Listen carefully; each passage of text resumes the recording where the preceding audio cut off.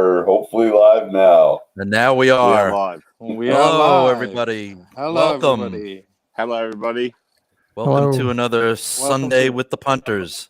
That's right. Best day of the week. And we've got a very special guest with us today, Dr. Bill Sanders, The Bill otherwise Sanders. known as Watch Art Sci. Yeah. Welcome, Yes, Bill. that's the one. Thank The you. king of horology. Sort of a Thank you guest so much, guest Bill. punter. There you go. We've got the king of horology with us. That's right, Bill. Welcome. We're in highly esteemed company. We're very privileged. Hello, sir. Good to see you here, man. Yep. Junior Johnson, Good to see hello. Junior. Yeah, Rajiv Maraj. Rajiv. Howdy from Texas. Howdy. Crew. How are you, pal? Howdy, Chasing mate. Time Vintage Howdy. Watches. Oh, howdy's guys. here. Thanks for Yeah, joining howdy, us soon. howdy. Watchmaster Knights of Templar. Yeah, great to see you too. Yeah, great to see all of Watchmaster, you. yes. Oh, Clive. Clive's here on the stream as well. Yeah, Clive, he's with busy. He's busy right today. now. He's got a client in today, I think, so he can't make it. Working on the long. Well, I don't know who else has the long weekend. NS. Happy Thanksgiving to you and all of our Canadian friends out there. Yep. There you Happy go. Thanksgiving. Yes. Yes, happy And Thanksgiving. James Conn's in the chat as well. Hi, James. Yeah, hi So James all our- Conn and Cubo. Oh, Showcase Watches. Hello, James. Oh, show. James. How's our friend James going? Hi man. Showcase. You well, James? Feel free to join. We got lots of room here. Yeah. It's going to be another great Sunday, hopefully. Absolutely. We've got all our friends here. It's great. Flippin', what's the topic today? Well, we usually have a few, Bill. We'll hopefully go through a few different things, and I'm going to start us off with a new watch I've got. Me and James Arthur and myself were talking about this watch quite a few months ago, and he got me onto this one. And it's from a fellow Australian of his, another Australian that James Arthur knows called Peter Sargerson, who's a man with great integrity. He's obsessed with quality and great design. He's got a company called Second Hour Watches. And me and James had been talking about this ever since the Kickstarter campaign took off. And I'd been pretty excited about this watch because it's a really nice looking watch. It's from this brand called Second Hour Watches. That is sharp. I love that. This is the pastel blue dial. It's called the Gin Clear Diver. And apparently Peter Sargerson is a diver in Australia, and the gin clear is a reference used for diving for when the water is very clear, and it's a term used for very clear water. So it's a diving term. I'm not being a diver myself. I'm not au fait with it, but it's the quality of the watch is absolutely astounding for a Kickstarter company. It's the case is it's a case used by Tag Heuer. Apparently, it comes from the it's accessible by many brands, but it's a case used by Tag Heuer, and it's got their they've put a little turtle on the back, which is a nice little emblem they've put on the back. It's beautifully designed. It's really nicely designed, and it's got milled clasp, and it's the quality is just brilliant. It's got this lovely H-link bracelet, which is it's the same sort of bracelet that the factory supplies to many established brands, such as Yema and the other established sort of smaller companies and larger companies as well, I would imagine. Mm-hmm. But this watch is just absolutely gorgeous. It's this pastel blue dial. It's a 41.5 millimeter, 12.3 thick. It's using a Sellita SW200. It's a 22mm lug width, 49 lug to lug, and it's on the Kickstarter campaign. When it first started, it was $385. Then it went to a retail of $570, and I think now they're selling for about $800. And it's beautiful. I'll just put it on the wrist. It's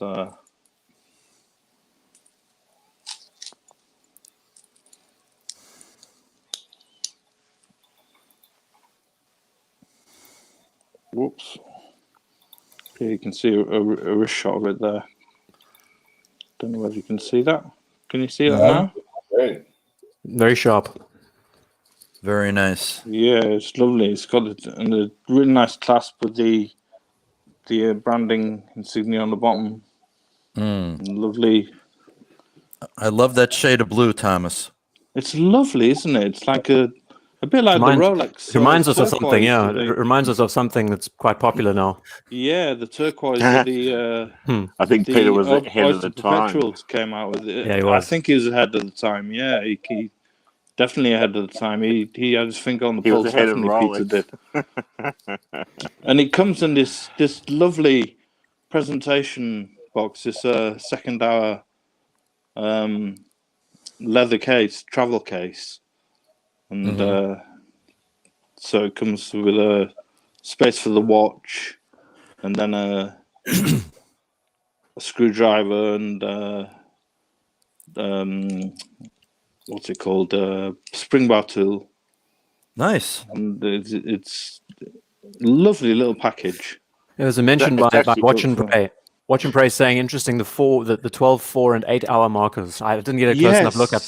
So Oh, that's great. It's 12, very 4, uniquely and- designed by Peter. That's 12, great. 4, Very and uniquely. 8 markers, different indices, different plots to the Oh yeah, look at that. rest. So That does look awesome. It's really subtle. Like you wouldn't even notice it until. No, it took me until you guys mentioning it. Yeah. Though. And the seconds hand. I mean, he's really done a great job with the seconds hand. That and the counterbalance. logo on the counterbalance, The with the counterbalance, yeah. logo on, with the second hour logo on. It's a I mean, really nice watch. I've had interactions with Peter, and his attention to detail on every 1% aspect of this watch. For a micro brand, he is beyond everybody else in the micro brand world. You'd hate to be one of his suppliers because he's so anally retentive with every detail, but you want to be one of his watch owners. Definitely. I'm so chuffed with this. I've been wearing it absolutely loads. The bracelet is so comfortable. I missed. So Thomas. I comfortable. missed the description. Is it using a NH35? What's the movement? It's using a Nice. Selita SW200. Nice. Which has been done by the factory, then regulated, then it's been sent to Peter and quality assurance and checked before it's been sent to every single owner. And the options that were available were this pastel blue dial. There was a cream dial, and then there was a choice of bezel finishes as well. You could have a polished ceramic bezel, and I opted for the matte black bezel. So this has got a nice matte And black there was bezel, also which steel doesn't finish as well. reflect. Yeah, it's lovely. Howie has a good question here. As a bracelet critic, how do you rate the bracelet? This is lovely. It fits beautifully, and also the bracelet is adjusted. Reminds me of the Zin H links. Yeah, Yeah. it's an H-link bracelet. It's adjusted with screws as well, so it's not just a push pin adjustment. Okay, it's, very it's nice. A really Yeah, really very good. quality. It's No, adjusted with screws. No jingly jangly.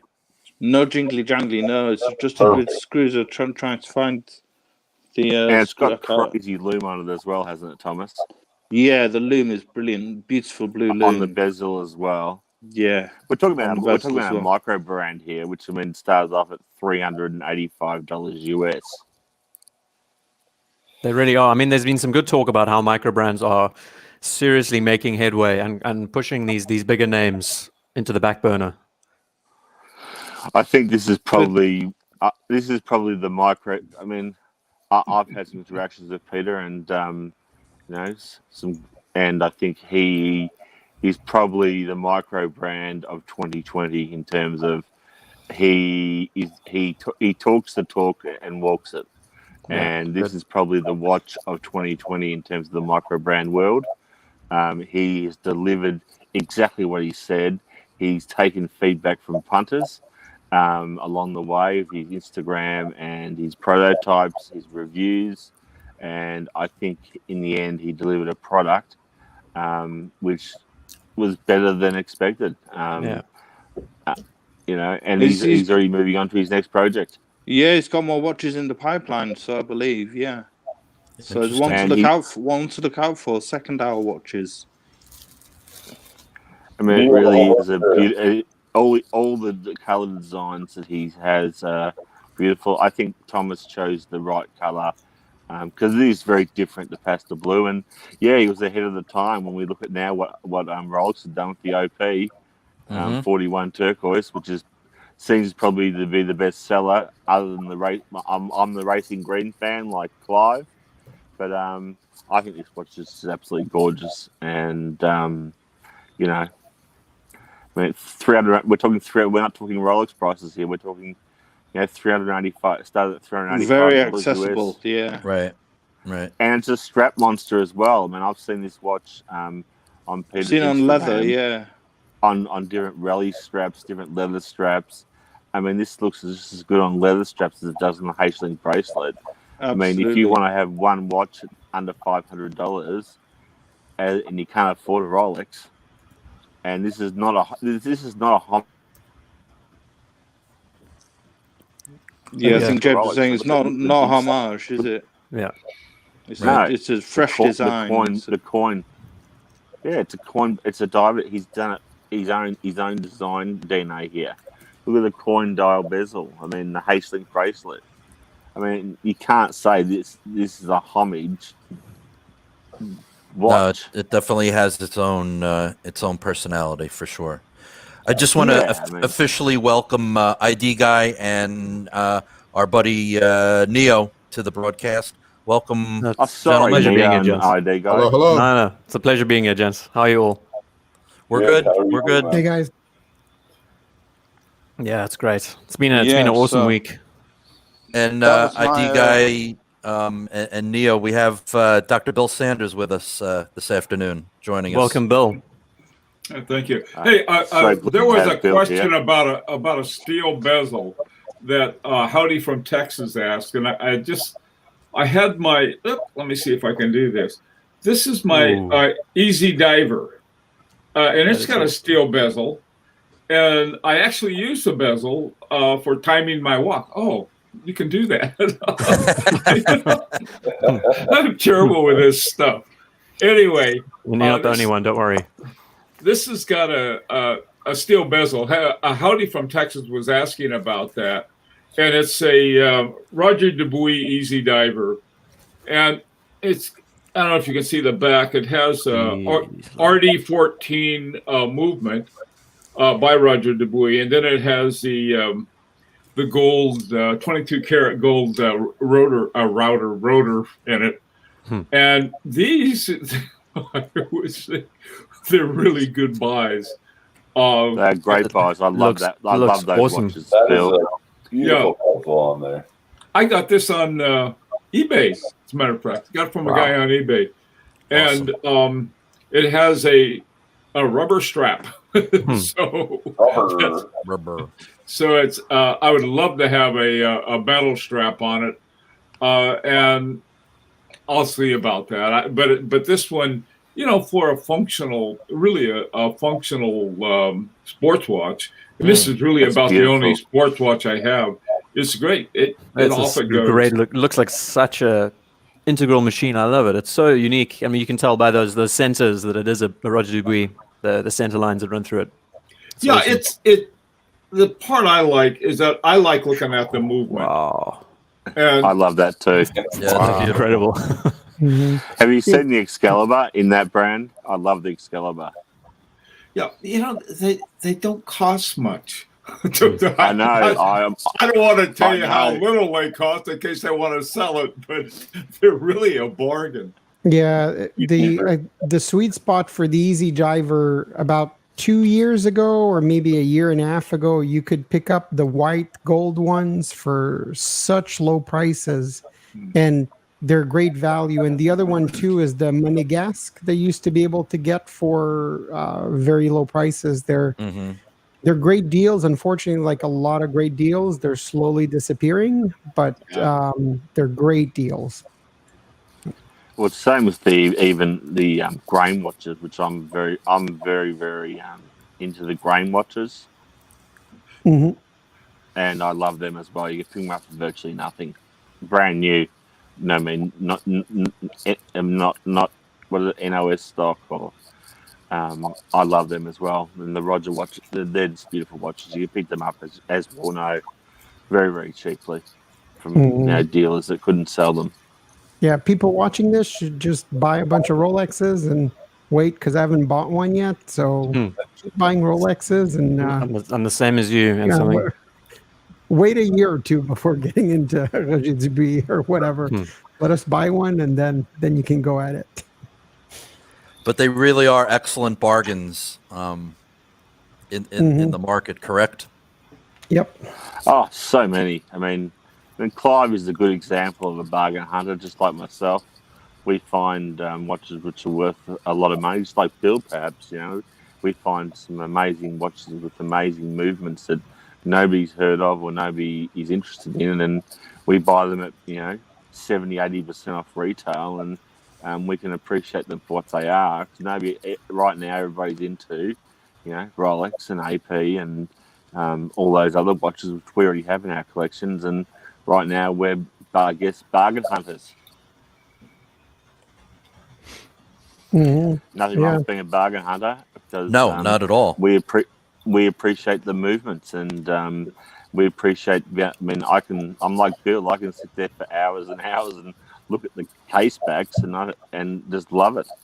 I have to just interject and jump in and personally congratulate Bluesyshirt for his little achievement this week. What should I say? A little achievement. It's one of the achievements, would say. I mean, it's just we want to actually, like, I don't know if anyone else has already interrogated you about the watch, but I want to know about what drove you to it and the story behind it, and as much detail as possible. It would be quite special, I think. Absolutely. So, yeah, a little feature. You are the star of the show this week, and we expect to hear a lot. Okay. It'd be so nice, really. Every detail. Yeah, a little feature, Bluesy Brother. Well, it is so the first time why don't she turn your attention to the blues? Yeah, let's try and get one on the screen, or I don't know, however possible. Let me see if I can. Just the avatar. You don't need to share the screen. I mean, you can just you can just change your avatar and have it up. Yeah, I don't know whether I'm going to be able to do that. But it's the first time this watch has appeared on YouTube, really. Yeah, true. Yeah, exactly. I mean, this is the amazing part. I love the story. The background to it is just so cool, man. Made me really happy, gotta say. Here I am. Looking good. And there is the watch. Beautiful. Look at that. It's amazing, isn't it? Yeah, it's really slick. So Good winner. You've always been a fan of the Bluesy. What initially turned your attention to it? And the weird thing is that I am not a Submariner fan. They're very just plain Jane to me, and they don't really hold much interest for me. But it's just the combination of the blue, even on the older ones, the ceramic, the previous generation, and even the pre-ceramics. But the combination of the steel, the gold, and the blue is just really amazing. The Submariner.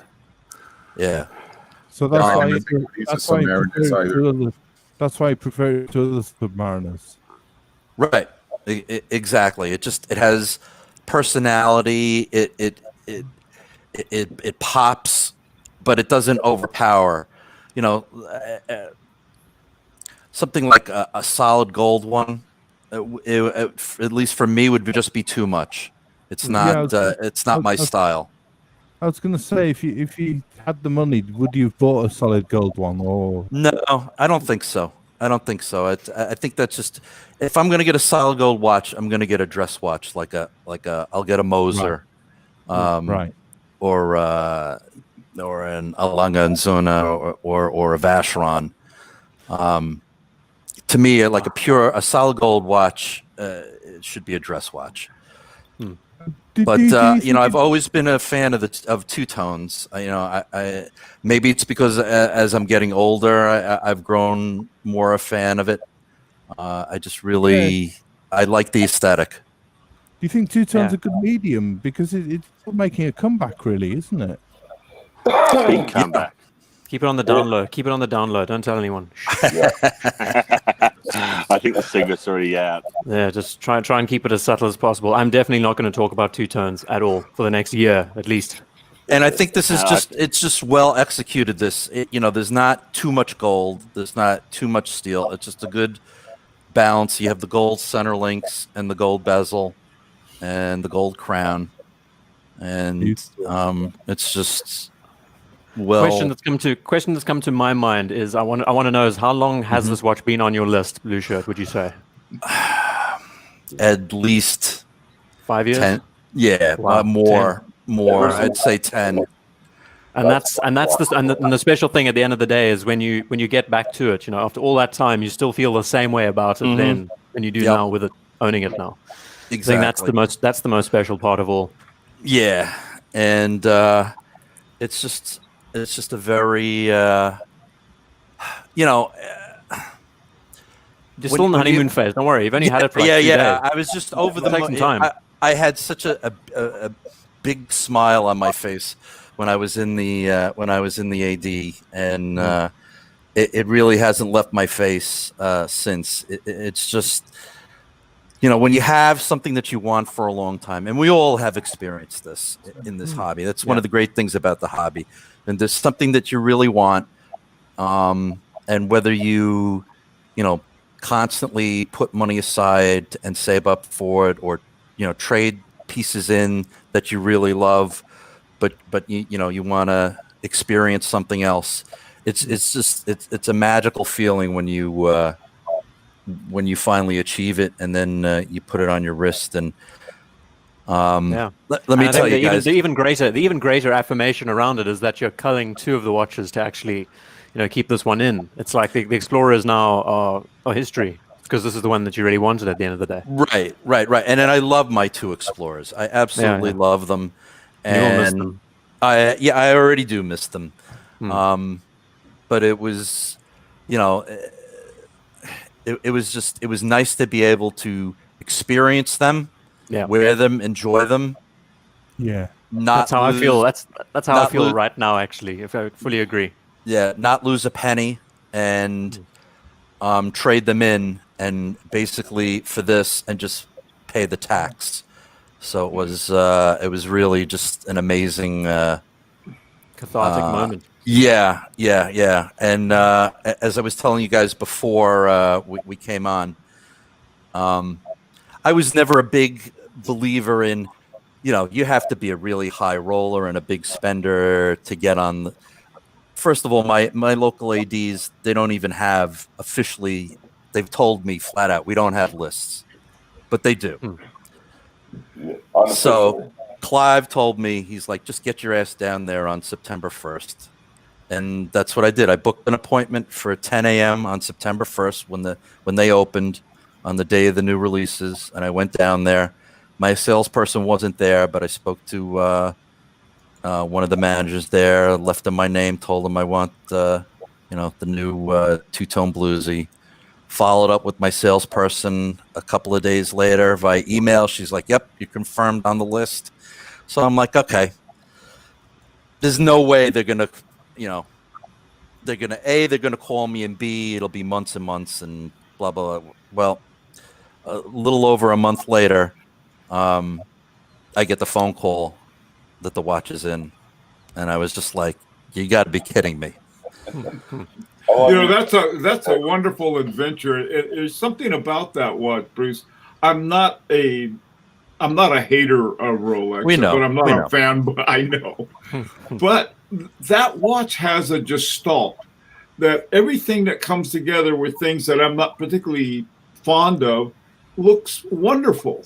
I'm not a big fan of two-tone bands. It looks good with that watch. The blue and the gold go together beautifully. Those are my old school colors, and the everything about that watch just really works. And like you said, is that Submariners are,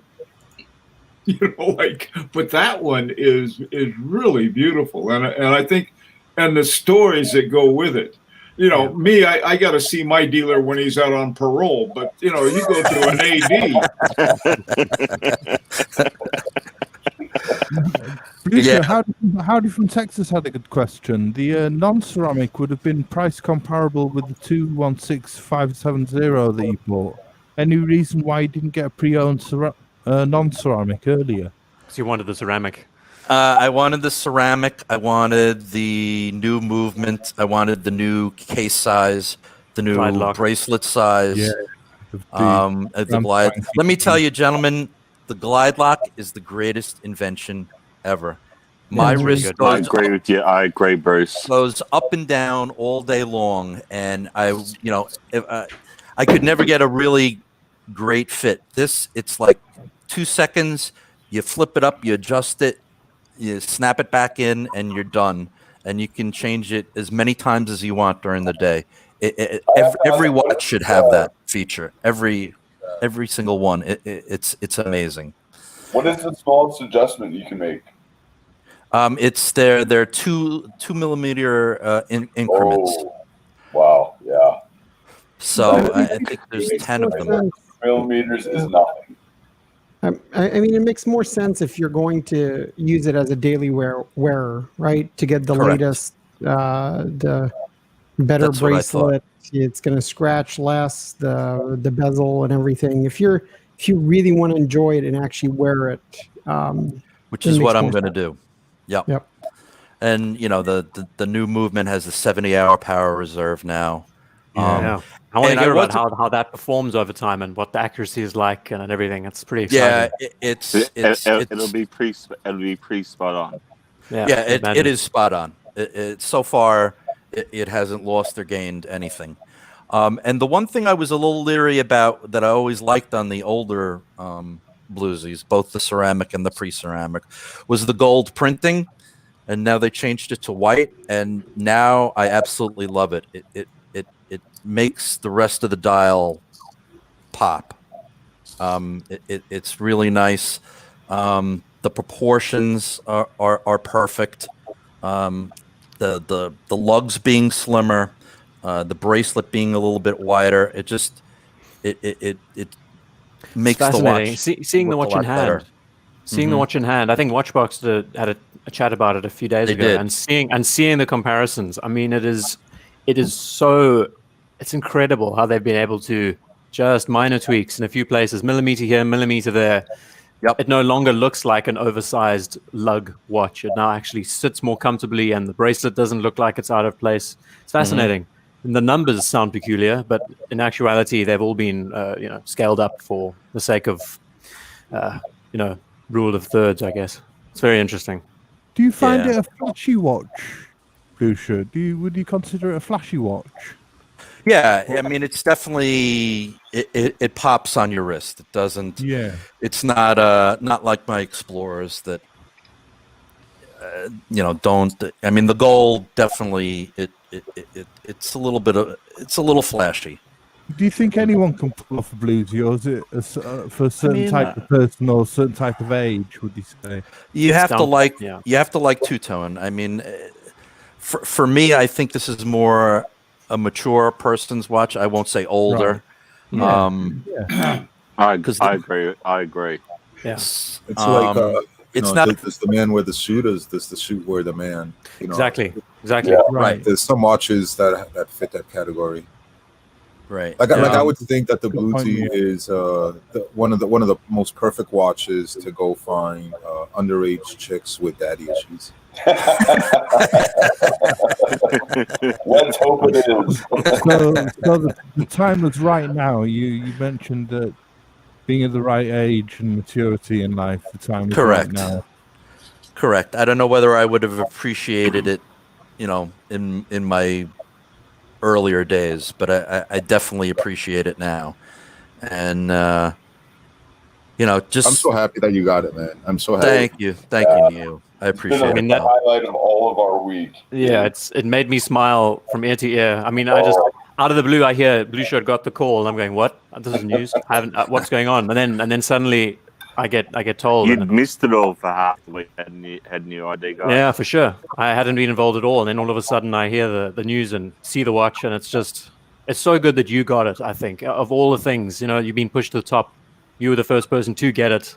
You're one of the only people to have it at the moment, and it's amazing for that reason, Yeah, there's a reason why. It's the one Rolex that I'd never owned. That's crazy. No, Hey, guys, I've got to run now, but I really enjoyed it, and thank you for including me today. But my half hour is up. All right. No worries, you know what it's like. Yeah, it was great having you, Bill. Yes, thank you for joining us, Bill. And you're welcome. You're welcome every Sunday. Every Sunday. Please join us again, Bill. It'd be great to have you again. We'd love to see some more of your movements, back to your movements of your pieces, Bill. Okay. Take care. Thanks, Bill. Look after yourself, Bill. Take care, Bill. Oh, I gotta say, guys, that was another highlight of my week. Having Bill Sanders here. Absolutely. Oh my God. Yeah. I wanted a lesson on bubble shirts or something. That's so good. Hey, watch if anyone else fancies joining us, the Watch Lounge, if you fancy hopping on. Come on, Chris, jump on. We've been chatting already for like over half an hour, and we haven't even gotten into the meat and potatoes of the show. True. I think it's so important that Blueshirt gets the highlight because, hell, that really made me smile so much. I feel so happy. This week, I don't know what it is. Thank you, ID guy. Exercise and everything included, but it's just so nice to hear this kind of news. It's great. It's just great. And they really, was. I know not everybody has been fortunate enough to to go to an AD and to make a purchase from there directly, and every AD is different. But my local one, HL Gross, they treated me very nice. It's a pleasurable experience. They brought the watch. It's the best kind of experience you can get for a Rolex, right? That should be, isn't it? They took my watches in. They gave me a fair price. They brought the watch out. It was still in the sarcophagus, or the coffin, the little plastic case. Sarcophagus, I like that. Yeah, is that what they call it? Yeah, they took it out, and right in front of me, they took the tags off. They took all the stickers, the plastic off, and then put it on. And I didn't even need a link taken out. I just adjusted it with the glide lock, and that would be. And then they run through the card through. They swipe it now. Your name isn't on the card anymore. It's just the date of the purchase, and then they get the box. And it was in the morning, so I got offered either coffee or water. When it's in the afternoon or later, then you get offered the champagne or wine. I'll demand champagne, even if it is in the morning. What the hell? It was tempting. Bluesy. Wait, you got offered champagne? Seriously? Yeah, they would. Well, surely. When I bought my Explorer 2, they offered it. Yeah. We'll have to talk to I'll take the champagne. It'd be Krug. Watch Lounge. Did they let you keep? Hi, Chris. What's going on, guys? Hey, I'm Chris, just catching welcome. in. Bruce, you picked up the Bluesy? I got the Bluesy. Yep. Nice. Chris. Congrats, man. Thank you. How's it going, Thank you guys? very much. Did you keep the keeper, Bruce? I got the plastic cover that goes over the dial. I got that. Yeah, that's what I mean. Yeah. Nice. I got that along with the standard You've green got to keep box that. and all That's the important. and the tags and everything. I got. I didn't get the plastic. And the Yeah, howdy from Texas. If you get a bluesy, you get champagne. If you get 36 LP, you get water. Yeah, tap water is what he said. Yeah. With like lime scale in it, you have to get the full package, you know. Yeah, You and know, a dirty glass. You didn't take. They were. Did you get to keep the? Did you get to keep the coffee cup as a memento? No. They gave me the little bottle of water, so I got that. But You framed that. Rolex branded water. I mean, it's just like. You know, I have to tell you, they were very fair. They gave me a good price for the watches. You know, a lot of people. I guess it depends on the AD, but they were very fair. I didn't, you know, if I had sold it myself, sold the watches myself, I probably could have gotten a little bit more. But I really have no complaints. The pressure's off. It's out of your hands now. It's great. You would have had to wait longer. You would have had to pay fees on the sale. And Yeah. Right. And they even said to me, you know, I take good care of my watches. I'm not that hard on them. And the manager was like, your watches are in pristine condition. I mean, I had the Explorer 2 for a little over a year, and which I bought new, and the Explorer, the 214270, I bought that pre-owned, and I had that for about 2 years or so. But that was still, when I bought it, it was in good condition, and you know, I didn't really bang these watches around, so. It was just a memorable 24 hours. Let me tell you, gentlemen. Yeah, man. Highlight of the week for all of us. Yeah. You know. Yeah. Mm-hmm. So, like, when you went home that day, like, did you have like steak and lobster for dinner? Or believe it or not, we ordered pizza that night in. So nothing like a good old New York slice. That's good enough.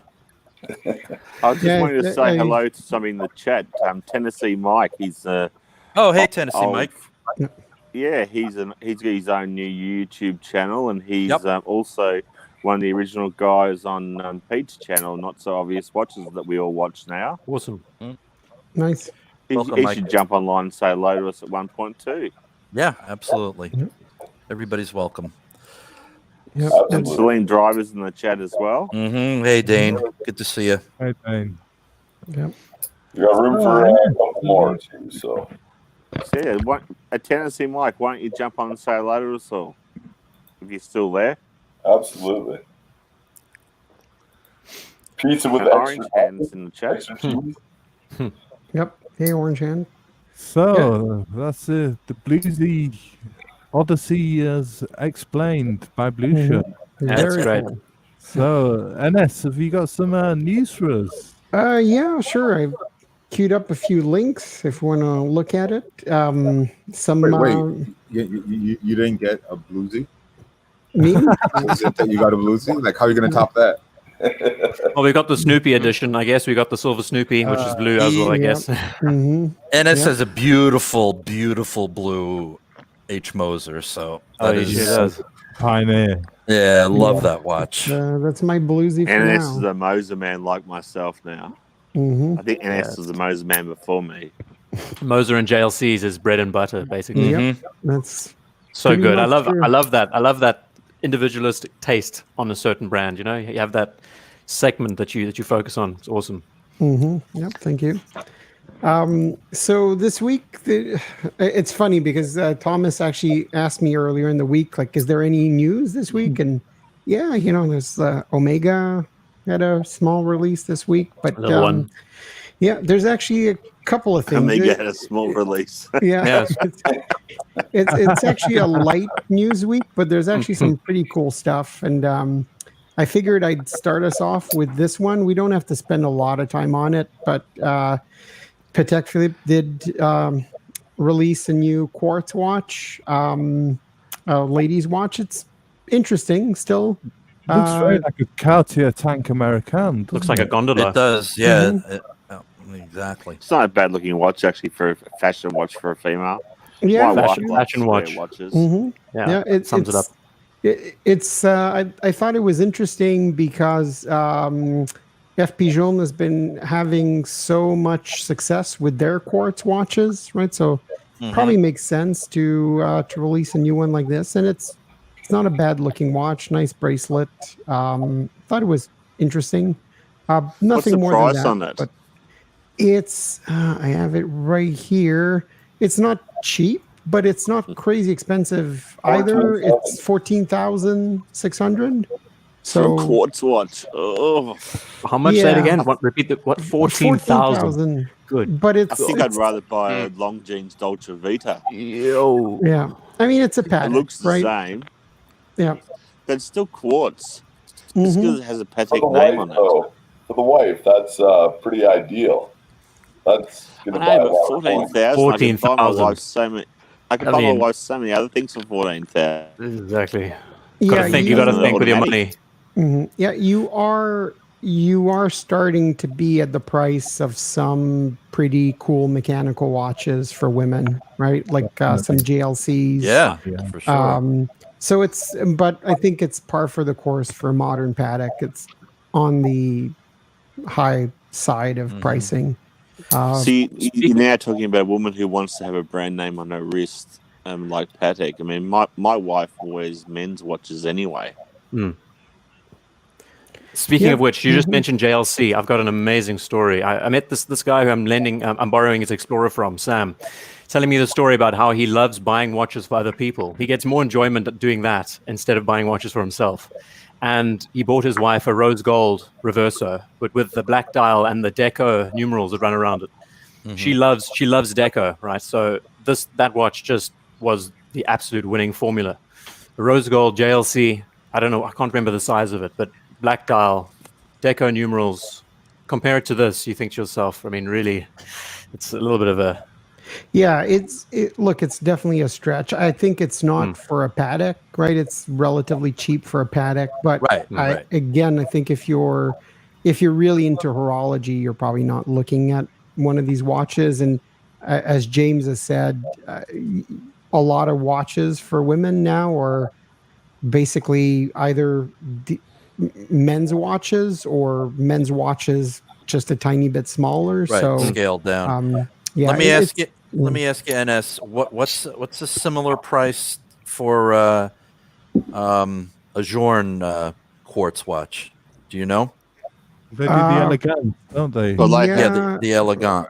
I think they might be a little bit more than this, but similar. It is. That's correct. Yeah. It is a bit more, but it has that loom, light up loom that everybody loves. And the way that when it stops, it catches up time after it stops, doesn't it? Yeah, the battery saver, and also look at the end of the day. I think you're getting an independent. You're getting a lot. It's a little bit more, but you're getting a lot for it, right? So yeah, it's a tough sell. I think I like the Patek. Look at the Patek better than the FP Journe, to be honest. Yeah. Yes, this one is a lot more of a classic bracelet style women's watch. With some diamonds. Sure. And a gondola case, right? It looks just like a gondola from back in the day. It's a beautiful looking watch. I mean, you wouldn't know it's quartz, really. Yeah. Right, and it does have diamonds on it. It has the bling factor. Right. With a flash. Yep. I do like the bracelet though. Check out the bracelet. It has that polishing on the outer edges. That's quite interesting. Brush on the sides. You don't even notice it. Yeah, it makes it look really, it's a nice really bracelet nice, that follows the case. Yep.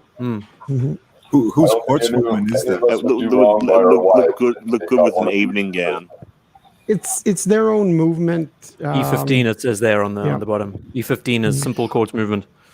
Yep. No, you're getting a discount on these because they won't sell that well. Oh, I'm sure you'll, or you might have to buy one. Off. Yeah, or you'll have to buy one full price if you want to be on a list for like buy a few of these and get a Nautilus. Yeah, Nautilus. Who would want one of those? Somebody wants a Nautilus, maybe. Everyone wants a Nautilus, James. Everyone wants a Nautilus. Is anybody in this group want a Nautilus? Nope. But not this isn't one, like out of the.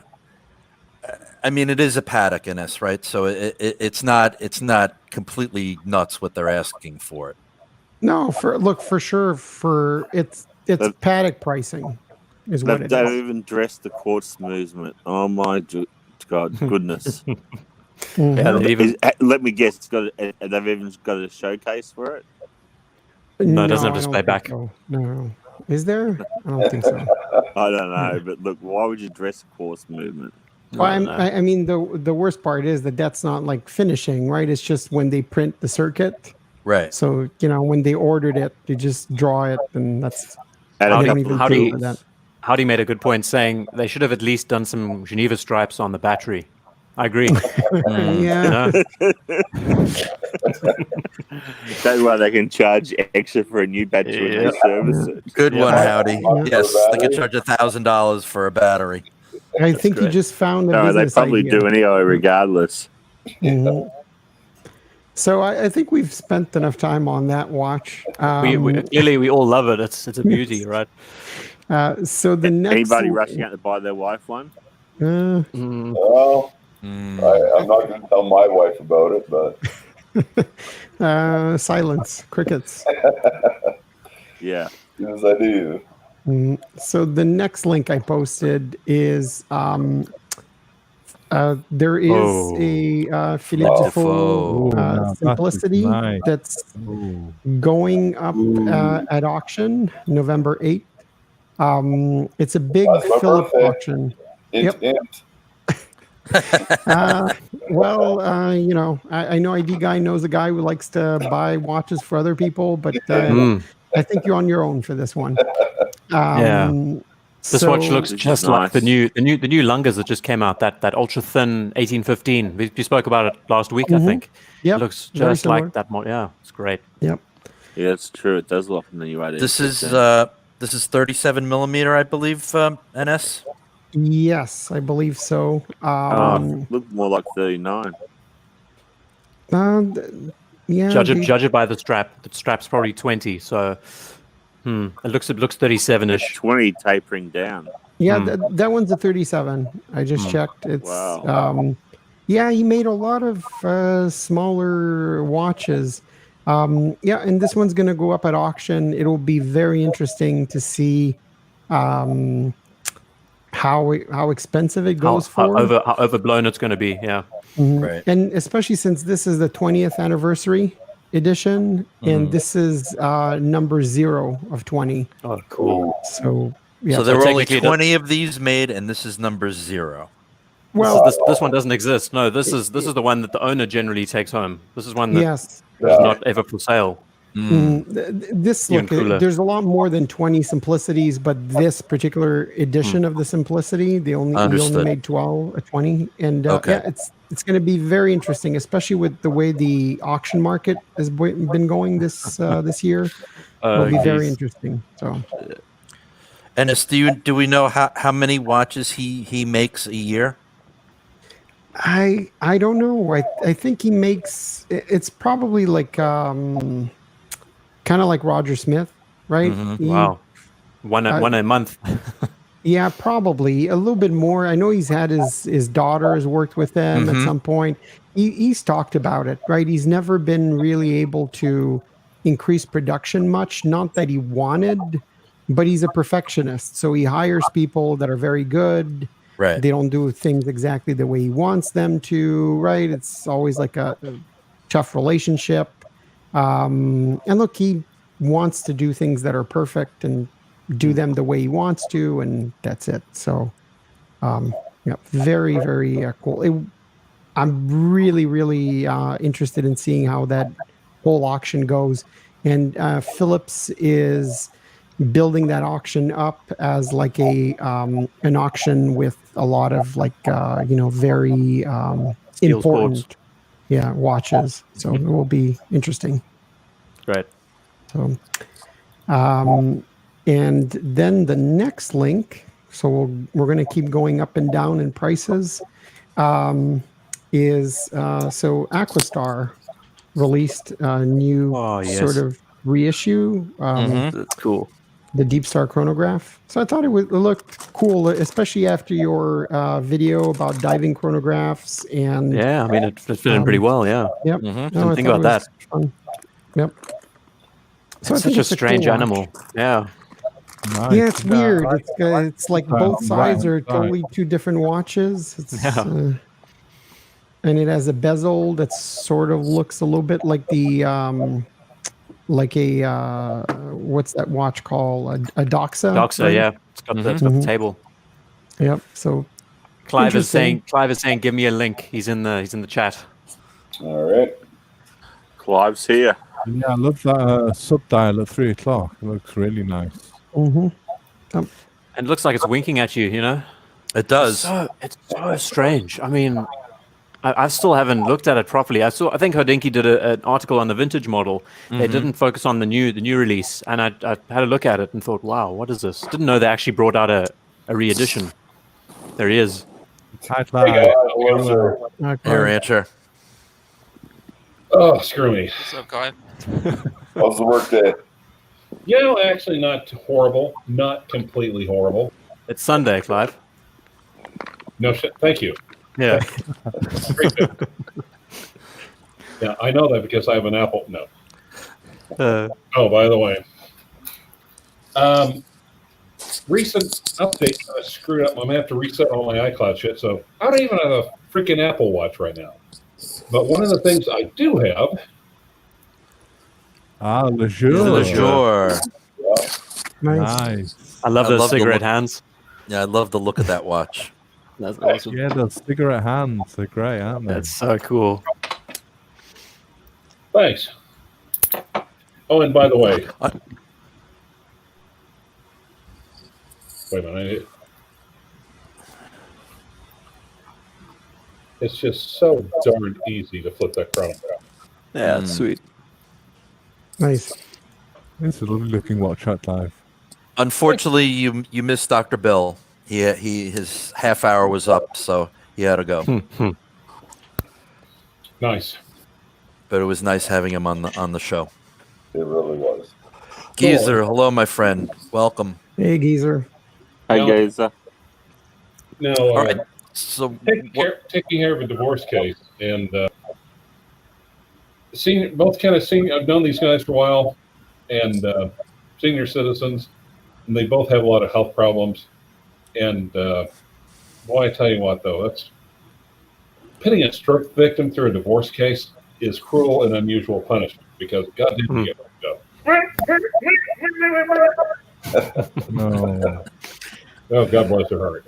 And also remember, it's a Sunday. Got to keep reminding you that it's Sunday. Right. So NS, what next do you have for us? So the next one is another quartz watch, but at the other end of the spectrum, and I thought it was cool. This one, sorry, NS. Yeah, we haven't been on this for long enough. We need to chat about this a bit more. So it's not that expensive because not that expensive. It's the pre-order price is $27.90 US. Right. I really want one. Yeah, the regular price is $35.90, and you know what's really interesting? It's not like a super cheap movement. It's a La Joux Perret that's based on a Valjoux 7750. So it's actually a decent movement. Nice. And this is the vintage one we're having a look at now. Yep. I really want one. I think it's just so out there. It's something that you would expect a surrealist to wear, you know? It looks great. That's quite nice. I love it. Yeah, Yep. Me too. It's very interesting. I can't wrap my head around a diver chronograph. I can't. Strange beast. I can't justify it. Yeah. That's just me and my own head. It's I'm the same. But there's something about this that doesn't look like a diver. It just doesn't work. No, it looks like a chrono. Well, it's yeah, more and there's also the fact that the chronograph pushers are not locking, so it's not really a diver chronograph that you can dive with. So, Open cockpit submarine racing. Yeah, I mean, look, this is I like really... that comment, Flip and Zipper. I like that comment about open top submarine racing. That was funny. Look, I think this is the epitome of a fashion diver type of watch. Yeah. Right? It's really designed as a desk diver, and it can't really do much more than that.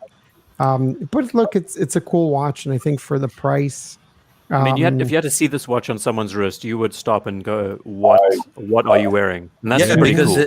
it looks It's a real like nothing conversation else. starter. It really doesn't. Yeah, it's a real conversation starter, I think, in this genre. Yeah, we're always complaining about watches that are basically just another diver or just another Submariner, copy.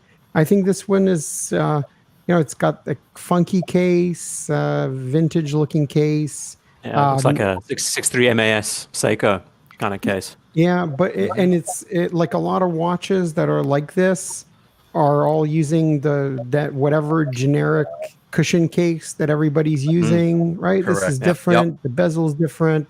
The dial is kind of nice. The indices are cool. It's a funny watch. Really cool. I like it. It's so strange. I dig it. I love the outliers.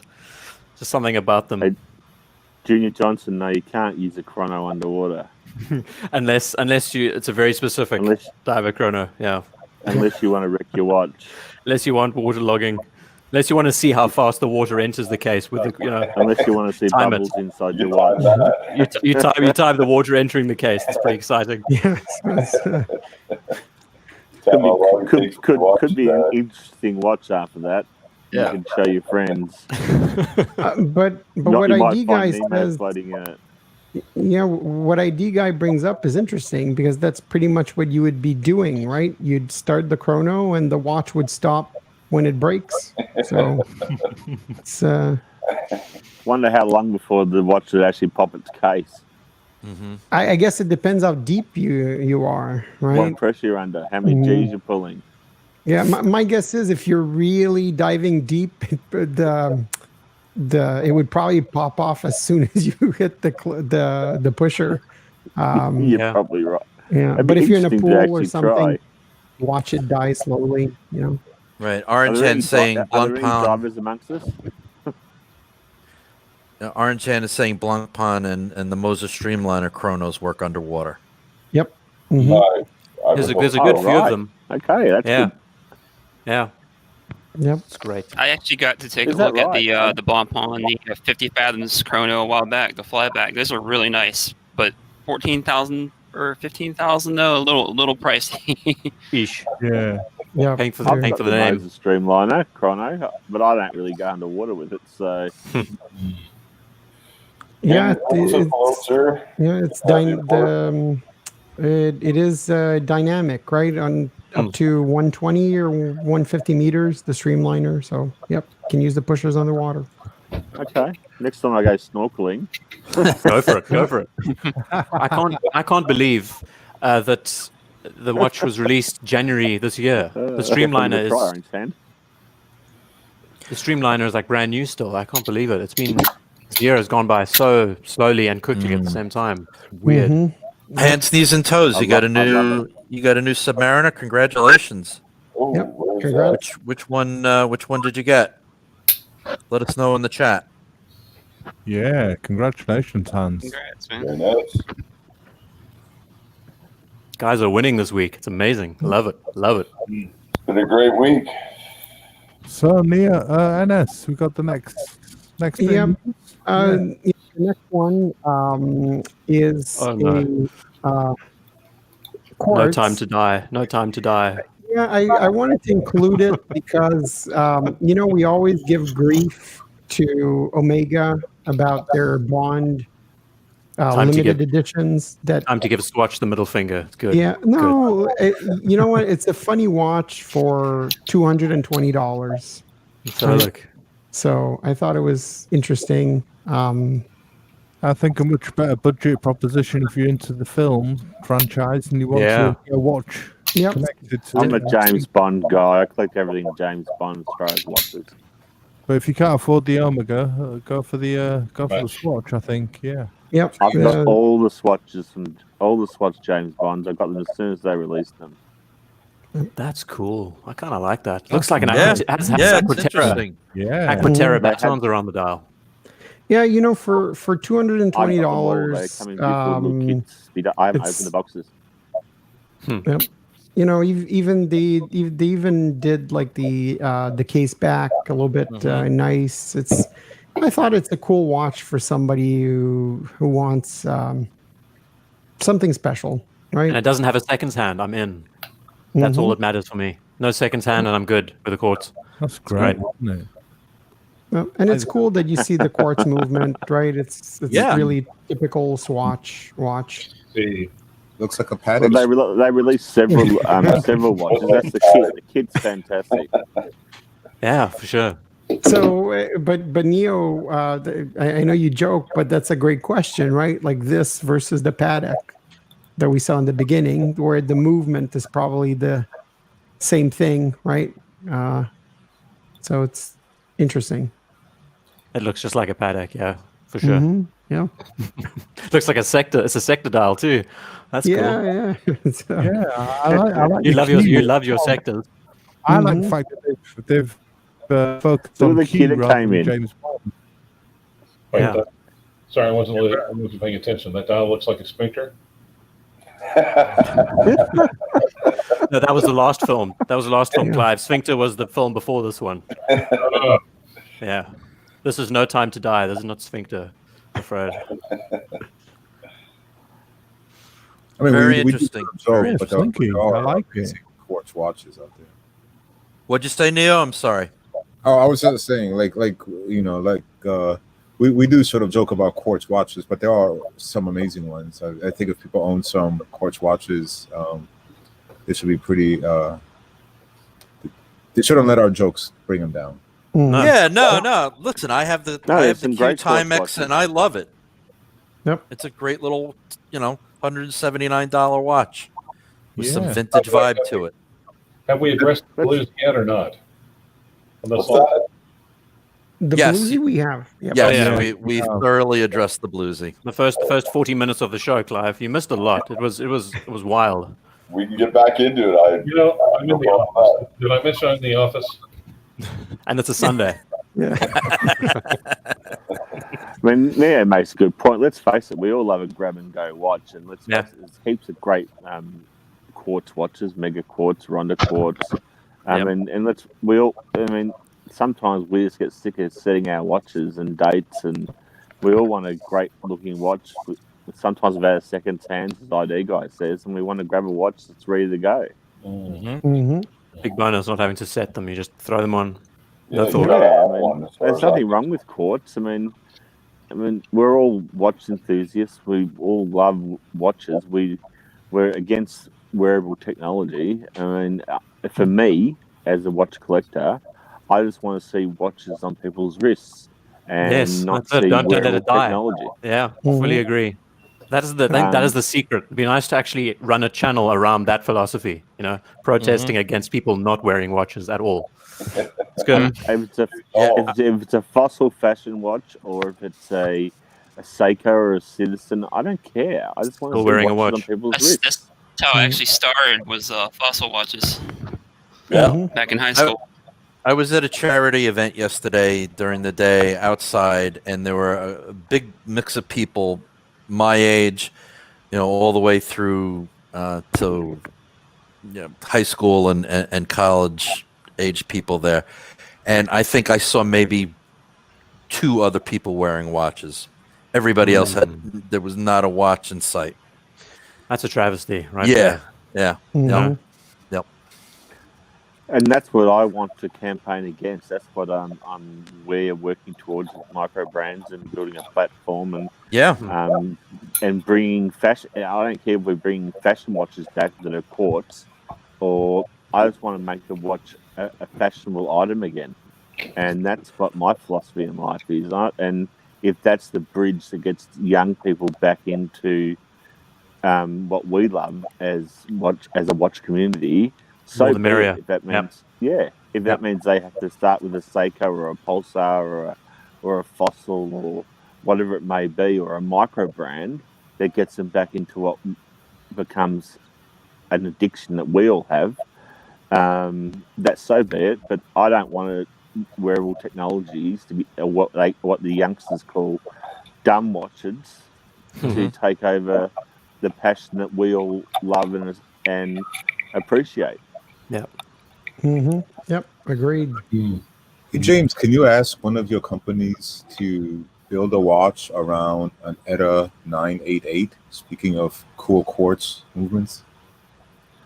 I don't know what an ETA 988 is, but I will research it, Chris. You'll see it. Like it's in the Breitling. It's in a couple of Bell and Rosses. Is it really? Okay. Yeah. It's a fairly. Is it easy to access from ETA still, or are they holding it close to their chest? I think they're out there. Okay. Yeah, if you look at the 988, it's in a few watches, but not very many. Okay. Right now, we're really working heavily with STP. Amen, Orange Hand. Amen. Yep. Make Rolex available again, Orange Hand. No, I love it. What you should do for a good laugh, go onto Instagram and check out their general posts around Submariners and stuff. And the comments are just gold all the time, because 99% of them are about availability and about you're lying and all this. It's so great. You'll enjoy it. Anyone who's watching, highly recommend. It's like Odinky with the travel clock. That same kind of feedback, you know. Fantastic. Oh, NS, did you have anything after the swatch? I still haven't seen this travel clock. Yeah, after the swatch, I have two more links. One more link before we get to Let me the guess, Speedmaster as well. No. The next one is the next one I thought was interesting because we've talked about Nomos before, and they're higher end watches. I love the Lambda. It's an awesome piece. The Lambda. Yeah. So the Lambda is the one with their high horology movement. And they brought out one in steel this week. I've seen this. Very interesting looking. Normally a gold watch, which is quite expensive normally, isn't it? Yep. And Tim Mosso on his Facebook group remarked that while it's a really cool watch, and it's really cool that they made it available in steel, it does bring up an interesting point, because the steel one, they're selling it for $7,000 US, which I think is a really good price for that movement. But it's quite the contrast from their gold one, which is $17,000. So Nomos is telling you that the steel case is worth $10,000, which is a lot, right? So, very minimal case. I don't think I'd be able to. It just sums up. I was wearing it. No, not at all. It's very. I mean, it's so true to 30s German watch design. Design. It's all dial. There's no bezel. I mean, that's the one to go for if you're looking for one. Yep. Some good contrast there. That is the color that the watch. I can read the hands. It's difficult. See, something like this, I consider a younger person's watch. I don't think I'm cool enough for a Nomos. So they're a little harder for me to read, and I just I appreciate their aesthetics, but I think the Zurich is actually a very good watch. Their dive watch is pretty decent, but in general, I don't know if I see Nomos surviving much longer unless they take a radical shift. I mean, it's always the same color palette. Yeah, that was my assessment of the brand too. I think it's always the same. Yeah, Bauhaus is all well and good being minimalist, but they had so much freedom of expression and creativity back in the day in the real Bauhaus movement. They could inject that into these watches and make them so dynamic that you would buy them just for the sake of it being that true, fun, explorative Bauhaus statement, instead of it just being another simple minimalist Junghans, style piece. But I think that's part of it, right? I don't think they're really Bauhaus. I think even though that might be what they're saying, at the end of the day, they're really like a high-end Junghans, right? More than being Bauhaus. So I think they actually reached out to me. I can't see $7,000 in that watch. I'm sorry. Yeah. They reached out to you? They did, years ago. A good year ago, I think. And we were chatting about the design that I put up about the, I think it was the Orion. I wanted to put colors into the watch and everything else, and they ran it through their design team, and they said, "We'll get back to you," basically. So it was funny. Yeah, it was strange. It was strange because they emailed me and asked me about what the watch was about and everything, and then after discussing it with them, they were like, "We'll let you know." Yeah, it's strange. Anyway. And James, as much as 7,000 might seem like a lot, right? That brings up an interesting question, which is, how about 17,000? Right? Exactly. Absolutely. Yeah. Well, 17,000 is we're going into the new Moses Streamliner territory. What would you prefer? We're going into Patek ladies territory right there. Well, I think honestly, 17,000. You're going into pretty much on the used market. You're going into everything, right? You can get a Moritz Grossman. You can get, look. There was a time when you could get a, Steel Sports Rolex at that price, or a, you used to be able to get a Joe at that price. Yeah, I think Oyster Perpetuals are going for that price now, right? 17,000. I've heard. Wow, crazy. I'm pulling your legs. Don't worry. So they are. They're going for $10,000. It's bloody. It's just so stupid. Is anybody buying that, or is that just the asking price? Clive's Racing Green OP is going for $9,000 on the grey market. They're very smart. And that's what exactly is the complication of this watch. It's got a huge power reserve. It's got 84-hour. Wow. Yeah, it's just power reserve. Look, this is a 3-hander with power reserve. It's a very simple. But who cares? It's still. But who cares? I mean, who's going to pay really wants to pay $7,000 for that watch, even if it's got a 84-hour power reserve? There's so many other pieces I'd rather wear on my wrist for that amount of money. I agree with you, James. This watch would actually be even more compelling if it was $7,000 and it wasn't gold. Then that would probably get more attention. Correct. Yeah, I can get ID Guy to make me a watch and sell it for $2,000, and it'll be much more aesthetically pleasing on the eye, and I can make a profit off it. Exactly. Well, what's interesting about this is that it's actually limited. Right, so it's only 175 pieces for each, for each dial color. They can't sell them if they make them in high volume. Well, that's the thing, right? I wonder how many gold ones they actually sold. It's my guess is it's probably in the 2 digits maximum, right? So maybe this is as much as they think they'll sell, right? Limited to like Bell and Ross producing a VNR 05 in rose gold and selling it for $27,000 with a Celia 200 movement.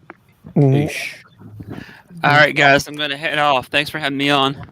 Thanks for coming by, Chris. Thanks for joining us. Later, guys. See you later, Chris. Take care. You guys too. Congrats again, Bruce, on the Bluesy, man. Thank you, Chris. Thank you. I think Orange Hand, I think, is the new discount, by the way. I think he had quite interesting. So I think we can go to the last piece of news. I think we have to talk about it. Oh God, the Snoopy. Yes, this one is all you, ID Guy. No, it doesn't have to be. I'll just be the sideline ref, and we can all just debate. Don't do it. Don't do it. Don't do it. Yeah.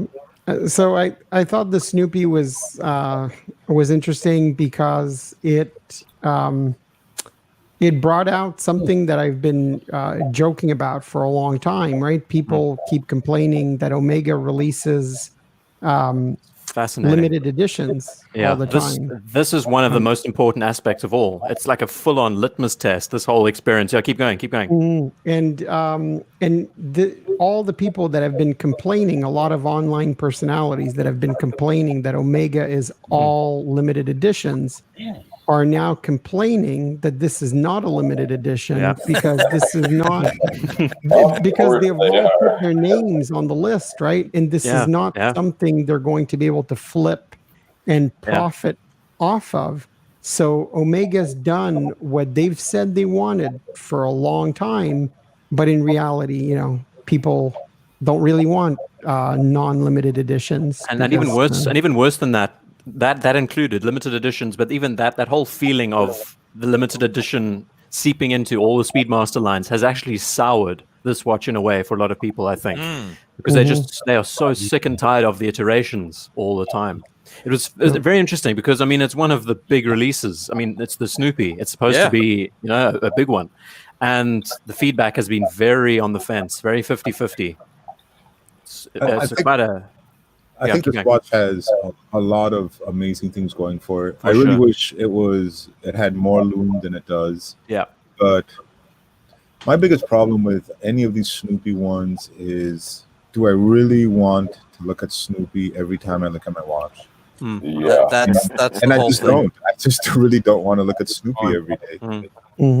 It's a little gimmicky. Yeah, but you're absolutely right. If you're not a teenager, and a teenager isn't going to be wearing this watch, do you really want to look at Snoopy every day? Mud flap on your truck. Yeah. I think that's where the white one, I forget if it's the first or second edition. The second, 45th anniversary. Edition. That one was much better because it was a lot more subtle. It's more of and it also did represent Snoopy better. Black and white, monochrome. It was correct, basic. Yeah. And but I the like one underlying. Yeah, sorry, go for it. No, I was just going to say a typical comment from me is, and I love this blue, and I think it pops. So do I. I mean, I love what they did with the case back. It's so fun, right? And I also like that. I know people, even though I think that some of the coaxial automatic Speedmasters are really better watches because it's a good movement. They work better as a chronograph. They're much more precise and everything else. But I like that on this one, they tried to give something to everybody. They kept it a manual one. Coaxial. But they made it coaxial and they modernized the movement a little bit more, right? I've got nothing against 321. I think it's a great watch. But at the end of the day, right, it's an old movement, not necessarily the best movement there is out there. I thought they tried with this one to do something with the movement, keep it at a relatively low price. And they did something fun. But yeah, it's very interesting to see people's reaction. Yeah, the animated case back I find fascinating because if you had to put Patek or JLC or anything on the dial, I think the impression would be quite different. They would consider that like almost like a step into high horology in a way. It's a different form of watchmaking that we haven't seen. And I love, I've heard interesting talk about people who criticize Rolex, mainly watchmakers, who say Rolex as a company hasn't improved on the art of watchmaking very much over the last 100 years, really, right? They've kept it very, what would we say, individual to their brand. But with Omega, they seem to always creep in with something new into their facets when it comes to improving their movements or just attacking presentation a little bit differently every time. Maybe it's their way to stay relevant. It's hard to tell, but overall, I think it's quite an interesting watch for that reason. So you think Omega is creepy? Yes. I think that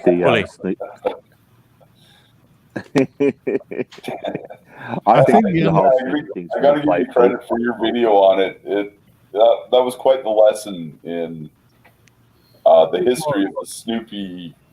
Yeah, it wasn't very good. It wasn't very well researched. It was like a day before I just sort of browsed through at something that I haven't covered before and thought it would be a perfect opportunity to just cover the full spectrum of the three.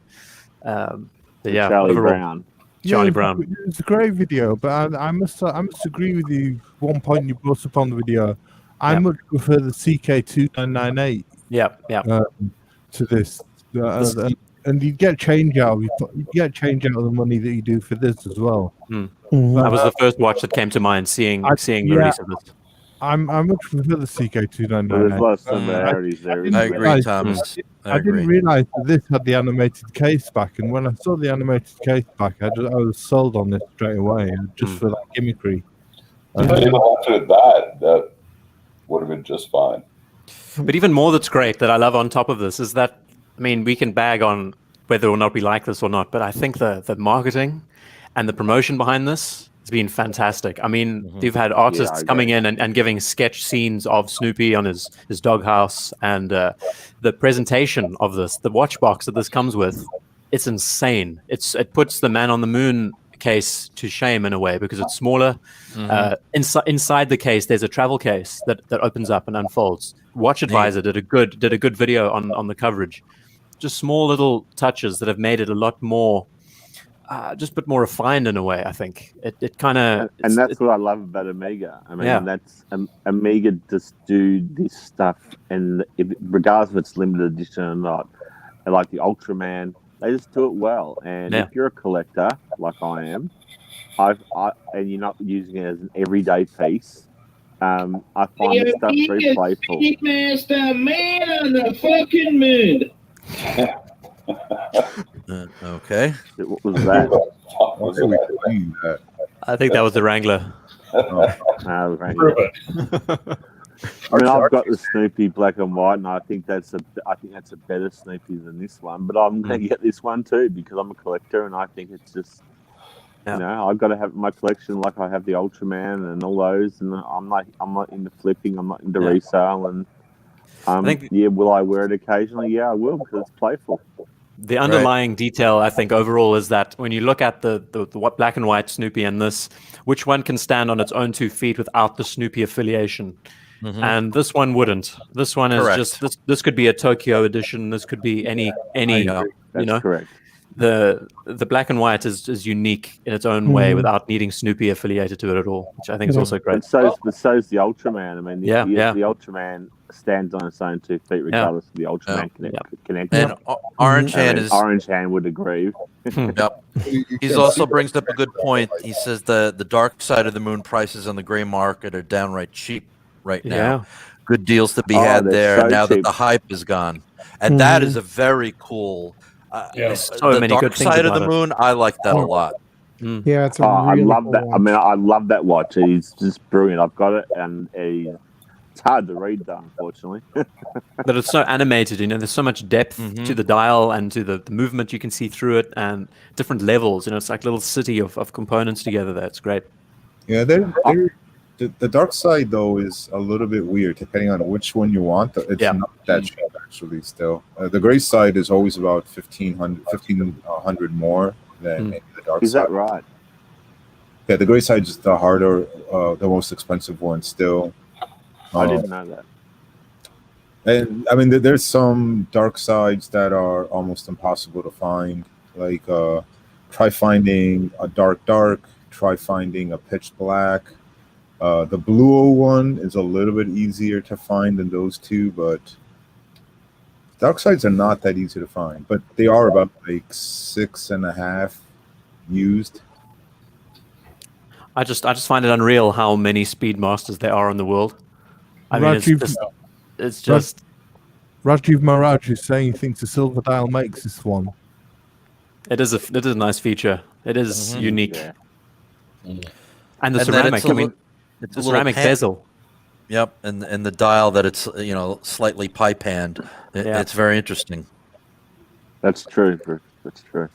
I'm waiting. Look, Amiga do great watches. I mean, I think we forget that Amiga do fantastic watches. They do. Wear really well.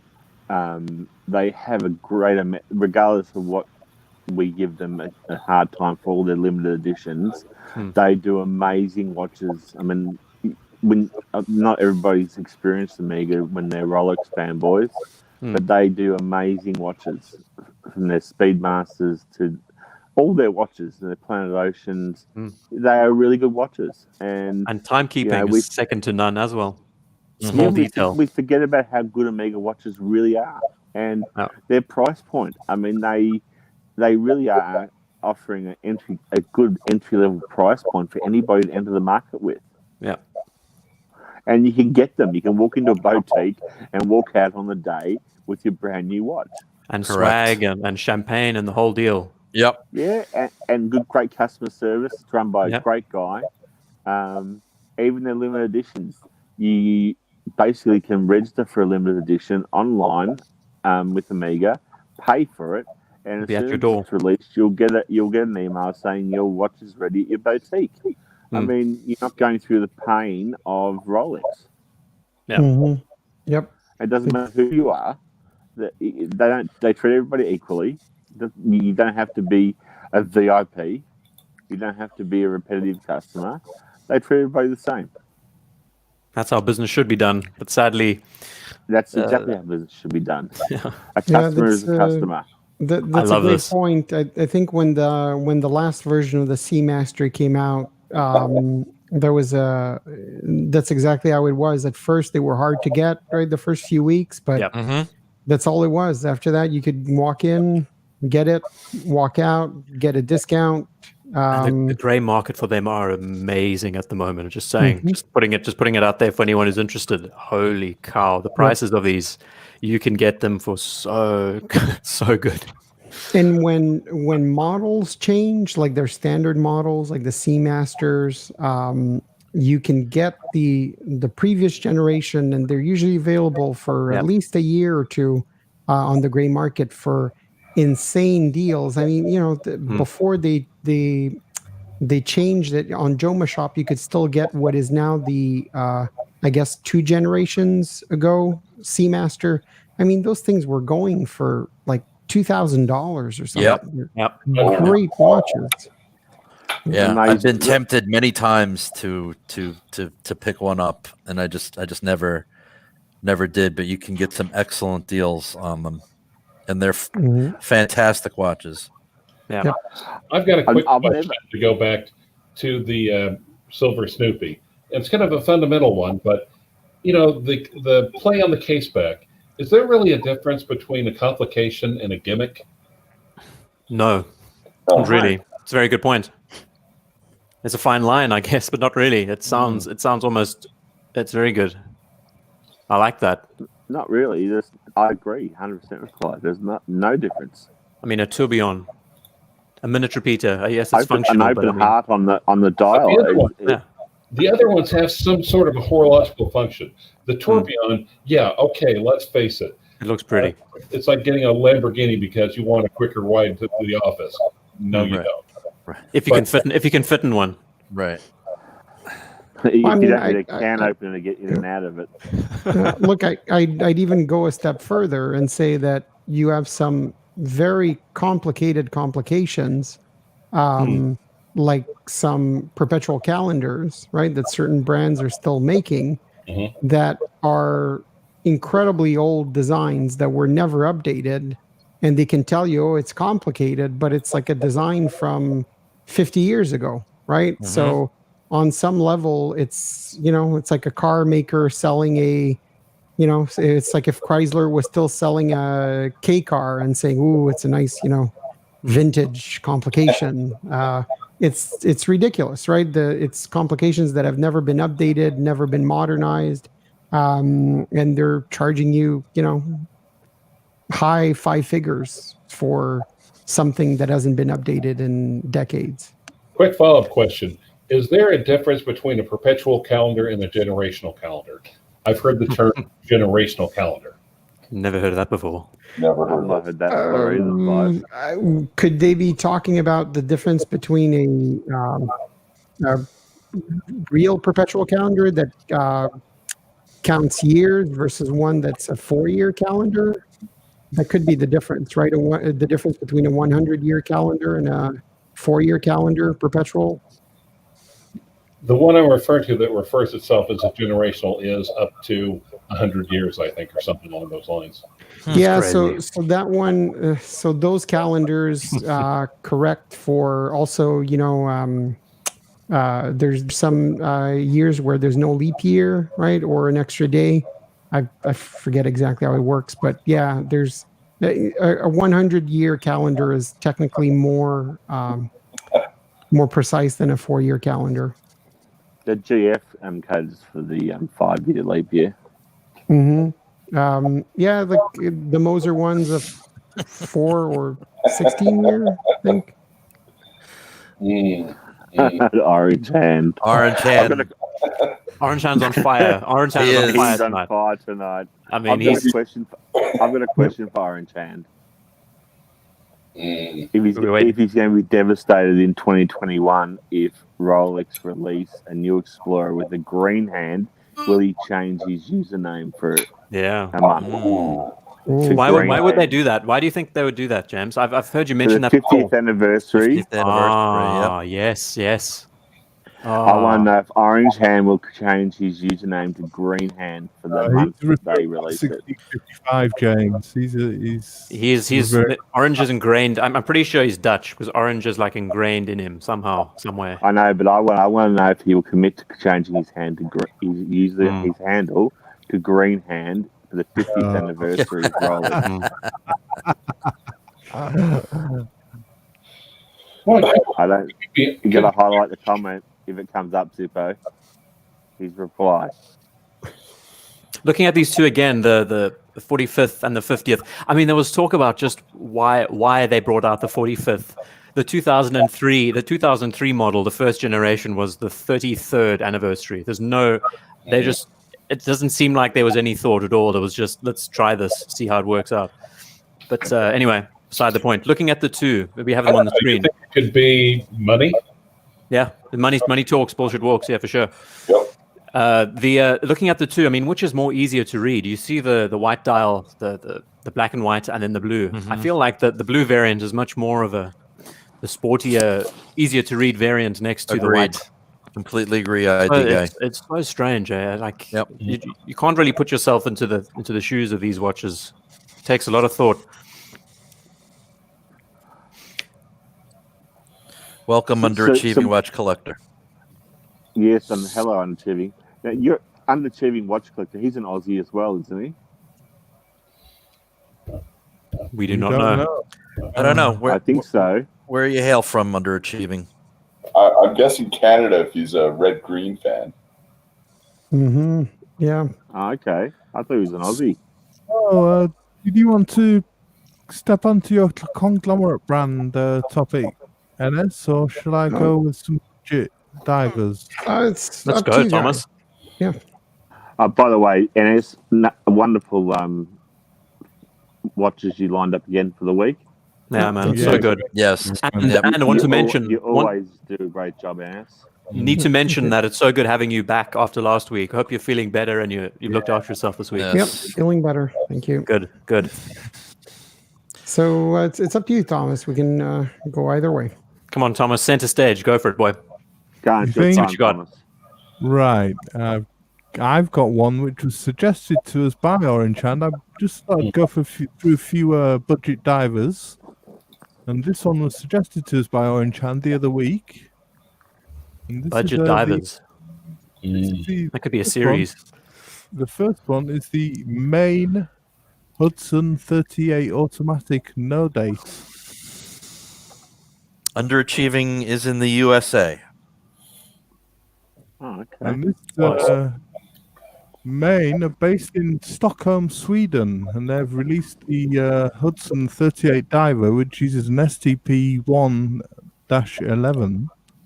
Sweet. And it's 38 millimeter. I think the bracelet on this looks like a Speedmaster bracelet. Yeah. It is a very nice looking watch. Or a Tudor Hydronaut. Yeah, I'm convinced of it. It's like a Speedmaster bracelet.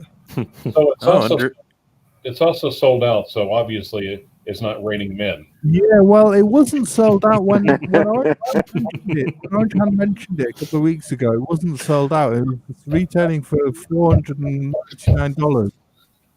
I think they're about to launch a new watch, I believe, aren't they, Thomas? I'm not sure, but they've got more of this coming in stock, and it's a 38-hour power reserve with the STP. Hand winding and hacking. It's assembled and tested in Lugano, Switzerland. Comes with a spare NATO strap. It's sold out in the last week, and the date version is available as well. The next batch available soon. It's available in midnight blue, black and white, with a chapter ring or jet black date versions. And it's a very nice green loom you can see on the further down if you go. And, sure. It's been done very well. Hey? All things aside. Very nice. It's a very nice brand. What's the very MSRP? nice. What was that, Clyde? MSRP. Yeah. $499 it was. Jeez. Okay. Damn. Great micro That's such a brand. nice bracelet, man. Look at that bracelet. It is. Oh. Micro brands are taking over the world, guys. Yeah. I'm wondering how they could get the price that cheap. What's providing the loom? Radioactive sludge or what? Kryptonite. That's awesome. That's really nice. I mean, it has a bit of a Zin 104 kind of vibe around a 103. I can never get that reference. Fully graduated bezel. Articulating bracelet though is the winner for me. I love that. I think more brands need to start looking at those because just for comfort factor, I think there's something so special about a hollow Centerlink, even though that one's solid. That's the Omega in you coming out, ID guy. Yeah, for sure. Oh, you're clean. Omega obsessed. I am, yeah. Megally obsessed. We'll call you the OO guy. You know, guy. The hour hand, I don't know if I should even say this. Yeah, it looks like a cricket bat. Don't say the other thing. No, if you've ever had a male dog. The red lipstick. Red Rocket. Yeah, Red Rocket, that's it. Yeah. Does anybody know who's currently supplying the U.S. military with watches? Marathon. Yeah. But it's Marathon, like they're supplying all of them for every brand? I don't know if it's all of them. I mean, I know a lot of guys, have G-Shocks just because they buy them. Yeah, Casios in general. Mm-hmm. Well, we told you that we'd have to kill you. I thought they'd stopped the supply of G-Shocks because they had tracking ability via the Bluetooth, and somebody was able to hack them, and especially the SEAL teams. EMPs and everything else, pretty crazy. Just an interruption. Sorry, guys. Before we go on, as Clive mentioned, Red Rocket. So Rohit says, "I love these shows. Very informative." I tell you, you really get through everything here. It's great. Cover all the bases. Yeah. Does anybody have a Marathon watch? I don't. I've always wanted one. I should get myself one. They're a great watch. The place where I get the phony Flieger, I think Wilson Watchworks also has Marathon out on his side if you want to get them in the States. Excellent. I mean, so many governments and so many militaries use them. Canadian forces, U.S. forces, Israeli. And people are very passionate about them too. Many just buy that watch, tritium tubes, and that's them. That's all they need. One watch. This is very neat, Thomas. Very neat. Now we're talking about Red Rockets, Clive. I think we got it for you right there. You shouldn't have said that. Yeah, this one is Orange Hand, so we've got him to thank for this one. Yeah, it's nice. Very cool. It's a very nice watch. Thank you, Orange Hand, for the suggestion. Oh, he's wearing a G-Star right now. Nice. That's a very cool watch. Yep. Yeah, so the next one was a suggestion by Oceania Watch Company, which is a New York-based company. Hey. Yeah, so very good Oceania company. Eric's a great guy. This is a Kickstarter-based company, the Oceania Manta Ray. The 40mm Miyota 9015 automatic movement. It's a 200-meter war resistant using BGW9 loom on the bezel and hands and indices. It's available on blue it's available in blue on the new Kickstarter campaign starting in the fall or autumn, as we say in over here in England, or in the black already. It's available. This will be his fourth watch, won't it, Thomas? I'm not too sure. You might be a bit more jammed up on that, James. But yeah, he's got that. His fourth watch. Eric's a great guy. He's based in New York City, and he builds excellent quality watches. And he just does them at the right price for a micro brand, and always delivers on time. You're on the wrong one now, Zippo. It's just that blue one at the top. That's his first watch there. Yeah. By the way, are you guys going to stay on for a while, or are you winding down? Oh, we're going to be on for a while. I think we'll be on for a little while, Club. We're going to keep going until you come back. Boy, you're going to make blue shirt. I can make. No one can make blue shirt cry. What am I thinking of? All right, see you guys in a couple. All right. Okay. Yeah, so this was, I think, retailing for about $200 to $300, I think. Mm-hmm. Usually he does a deal for 2 for $400 usually. Oh wow! Really? Wow. I agree with price.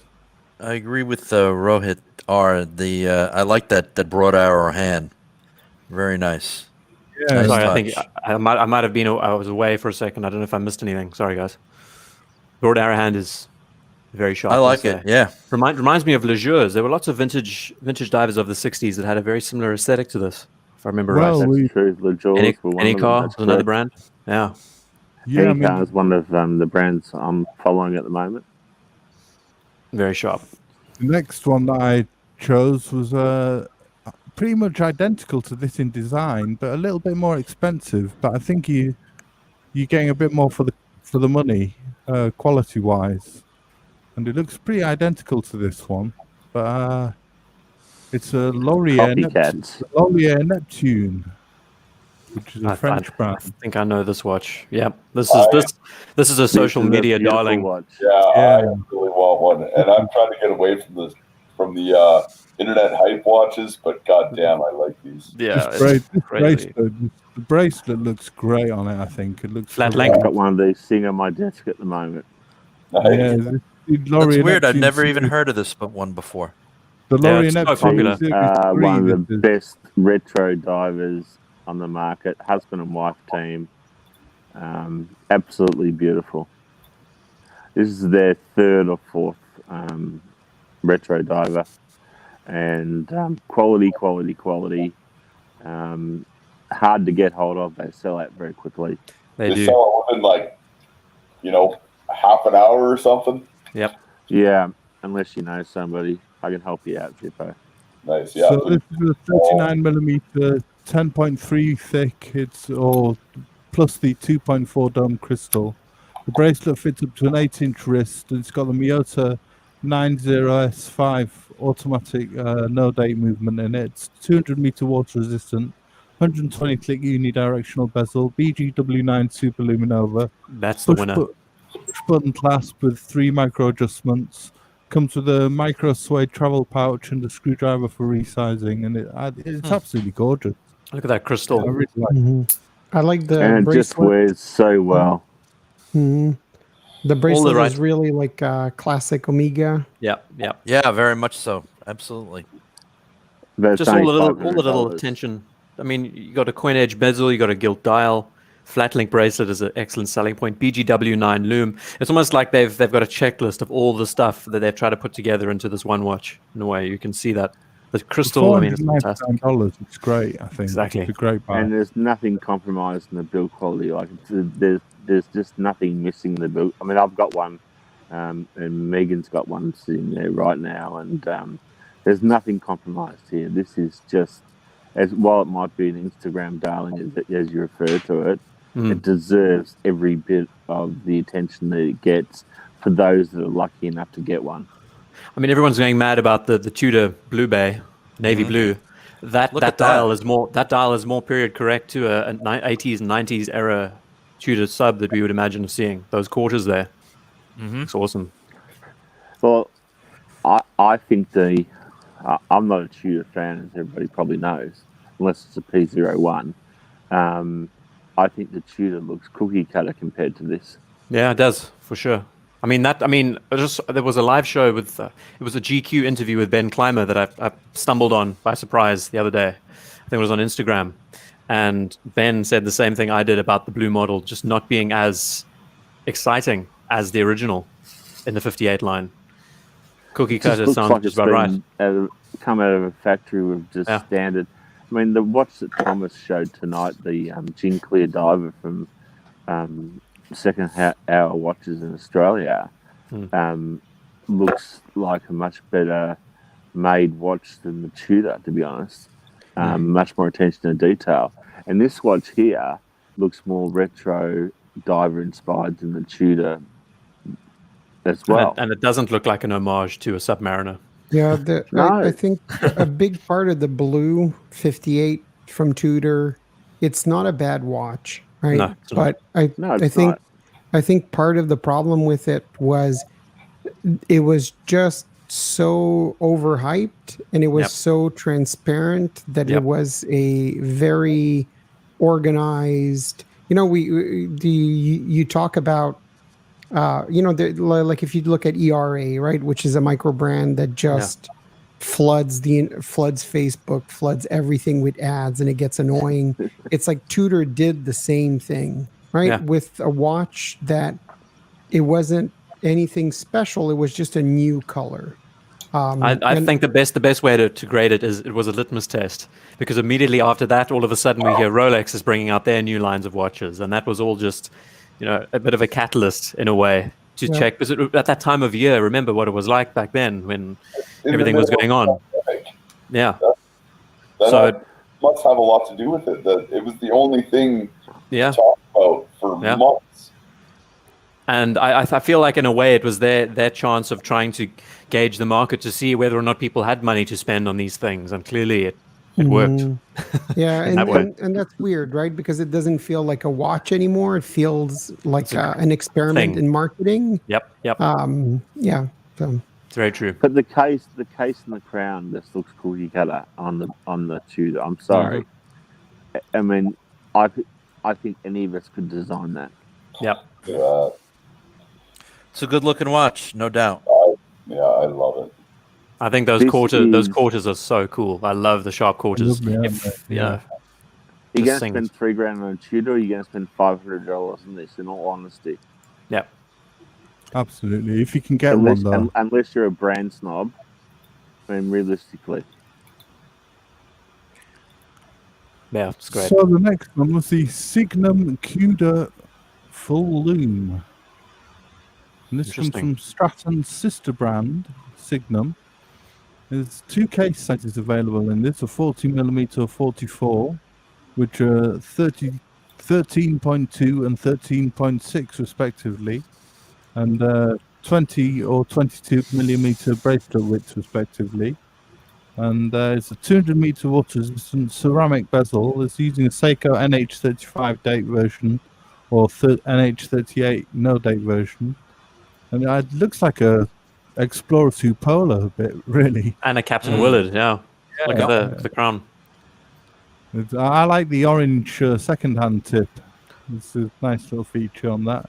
Each dial is covered with a layer of C3 superluminova, which will glow green in the dark and when exposed to enough charge for contrast. And the indices and hands have BGW superluminova as well. That is so overdone. That's awesome.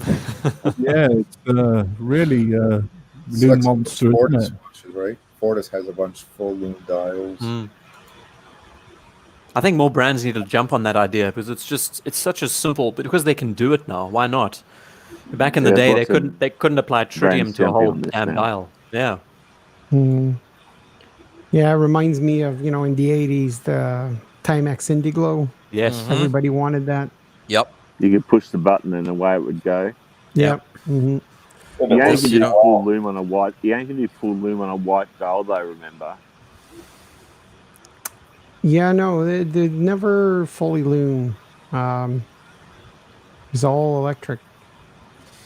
Kind of like the De Bethune, right? The new one that has a dynamo, where you press and you get LEDs to light up. Oh, geez. I haven't seen that yet. I saw that a while ago. It looks strange, eh? Did not expect that result. Yeah, it's their dive watch, fully mechanical, and you press the button and it makes LEDs go up. LEDs on a watch. I've got to look that one up. I haven't seen it. Yeah. Bashing LEDs. I mean, they're incredible when it comes to efficiency and the fact that the bulbs last so long. It's good. I mean, it's pretty excellent. They have, how much is this watch, Thomas? The quality of life all over the world because of the lack of energy they take and the So again, James? How much is this watch? This is $299. It says on there. It's a very, very good deal, I think. And it comes in 40 or 44. 40 or 44, yeah. not I bad. was about to ask when I saw that there was a drop down for the size, what other sizes were available. I wish more brands would do that. I mean, it's simple, right? Yeah, exactly. It is very simple to do. I mean, just two sizes. 40 and 44 basically fits everyone. Everybody. Yep. All sexes, anyone. It's great. It's actually a perfect way to appeal to both markets. Yeah.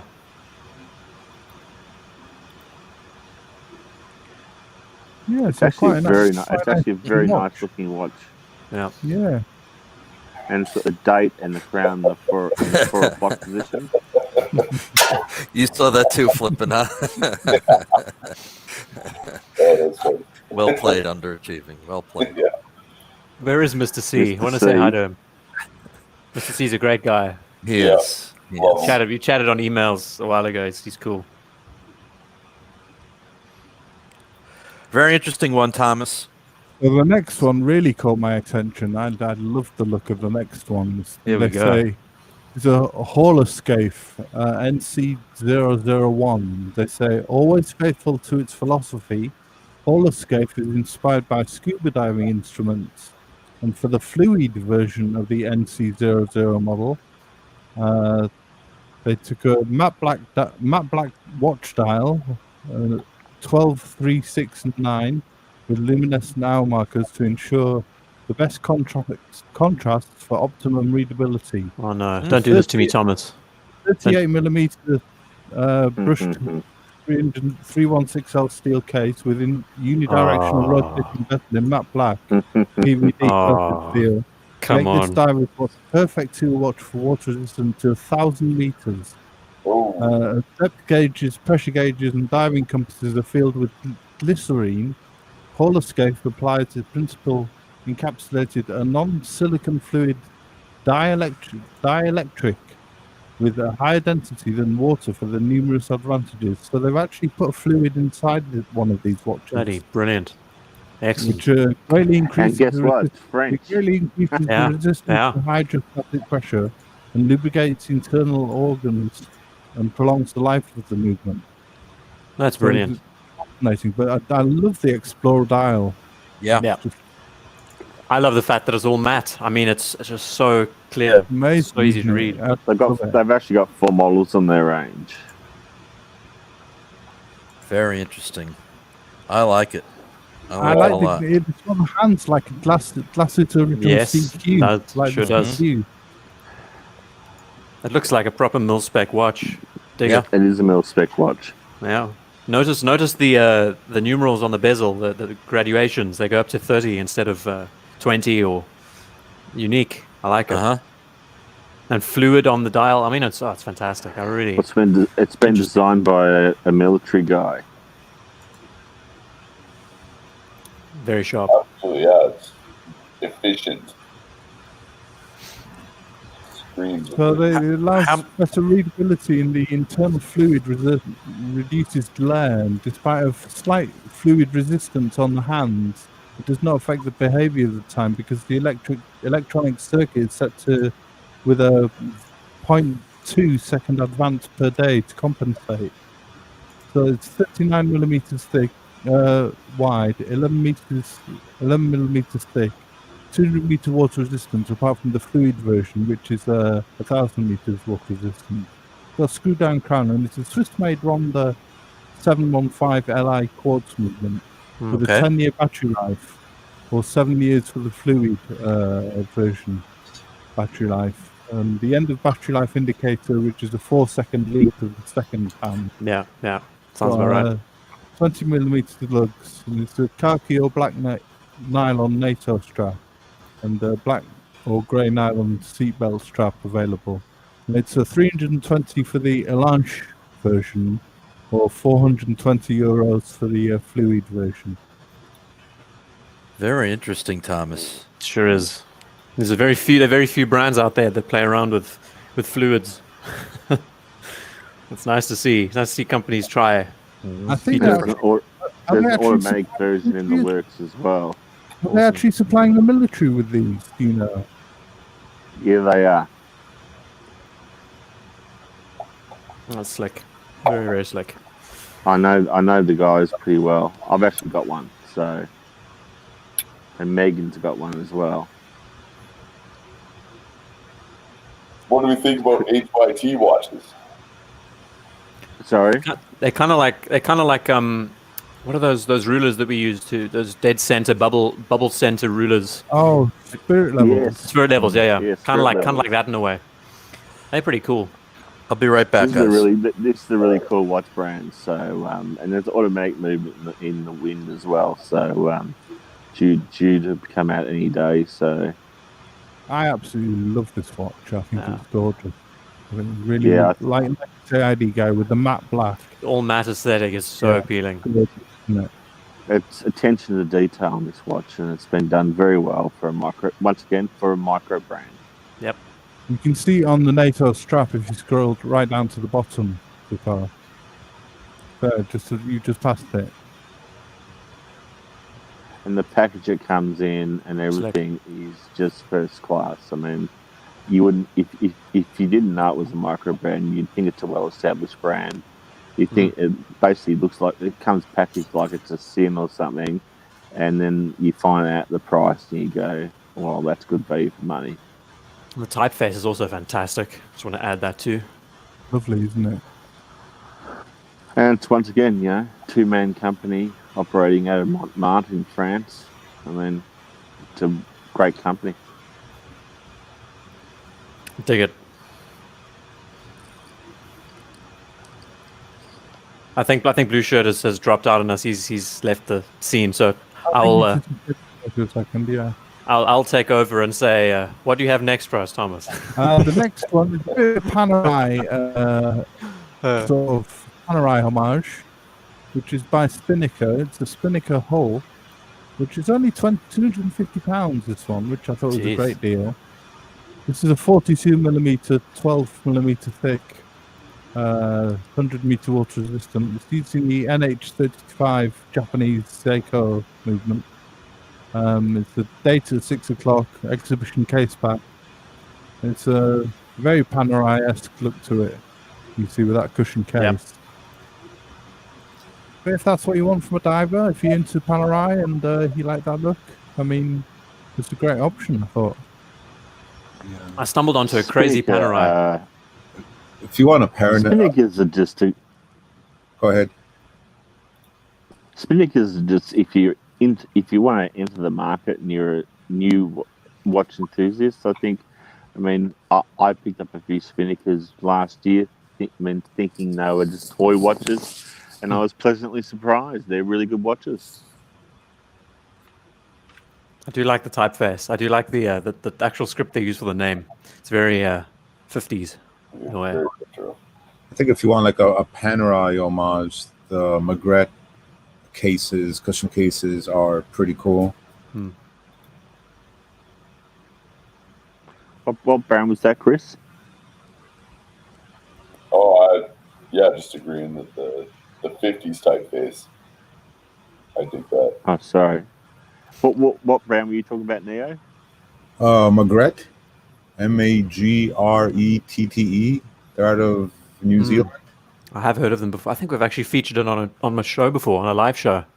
They're popular. I think I've submitted a Maigret to you. Yeah, they're really popular too. I'm gonna have to look at that. I'm not familiar with them. It's like a 10-year-old startup, so I don't know if it's a startup. I don't know if it's a micro, but they've been around for like 10 years. 10 years makes it a macro. There we go. Well part of the micro brand. That looks like a code 1159. Should I say that? I have seen these before. They're nice. Yeah.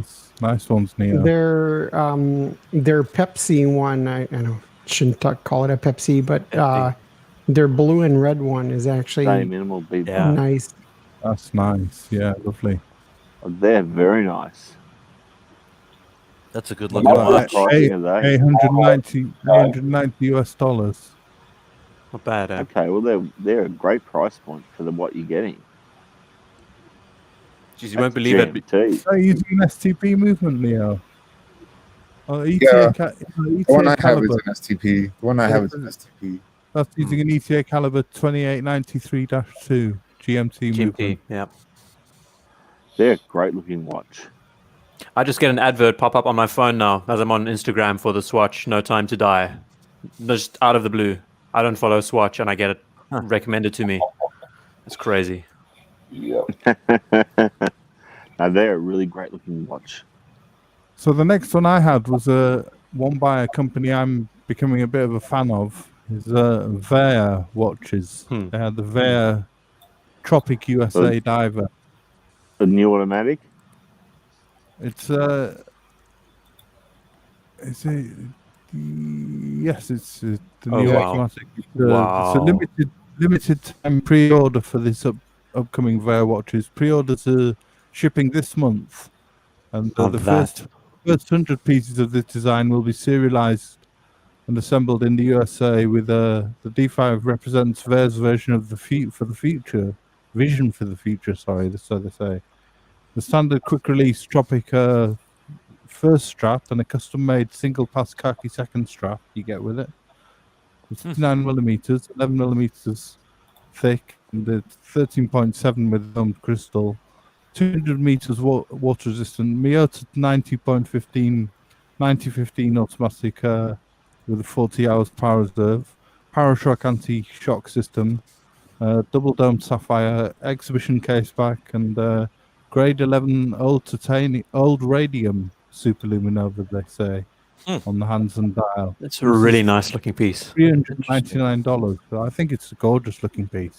Yeah, it reminds me of that Mido. What was that Mido called? That dive timer. 1961. Yeah, it's it's got a roulette date window at the bottom there. Oh, I dig it. That's so nice. These two guys do a great job. They do a wonderful job. Is this an English company, Thomas? Or no, I guess it's not. Yeah. So these are an American company. They're all assembled in America. These watches. Okay. America. Very that is really nice. It's impressive when you get to see a dive watch that's actually restrained in a way. It doesn't look like it's got full loom plots, and it doesn't look like a mess. It's actually clean. Got to say that date window though, that is also sharp. There was actually mentioned a second ago. I think Rohit maybe mentioned it in the chat, saying talking about who was it? Talking about date windows and why brands don't use matching colors. And we just saw the Margret ones that had matching colors. This one being off color just adds an extra dynamic to it. But I agree. I mean, sometimes it works, sometimes it doesn't. And this is actually used as a spot color design feature. Really nice. Nice find, Thomas. It's great. Really it's a great design. You digging this one, Thomas? Really a lot, yeah. I really like the design. I love the other one though, the Horological one, the one we've just seen, the matte black one. I think that's my favorite so far, and this one. Also gives me JLC, master compressor, vintage JLC diver vibes. Looking at those lines around the dial. Yeah. Yeah, as James Conn just says, looks like a JLC tribute to Memovox. I agree. Yep. Its inspirations are good. These micro brands, they do attack it from a different angle. It's nice. So Thomas is the micro brand master hunter. He is indeed. I have to mention to the audience that he does not sleep. This guy does not sleep. He's up at 4 a.m. doing these kinds of He is the Iron Man of the watch community, no doubt. Yeah. And he brings up some really interesting micro brands. Talking points. Really good ones. It shows the watch community you don't have to have a big budget. You don't have to be able to buy Rolex and Moser and Patek and all the other brands that we at the high end like. You can actually have a small budget and have just these wonderful pieces as well, like the Laurier, like the just from my experience with this Explorer that I've been borrowing, I've been gravitating to the RS65 more. I enjoy that more. I get more fun out of the RS65. Honestly, it's one of those pick up and go watches we were talking about Court earlier.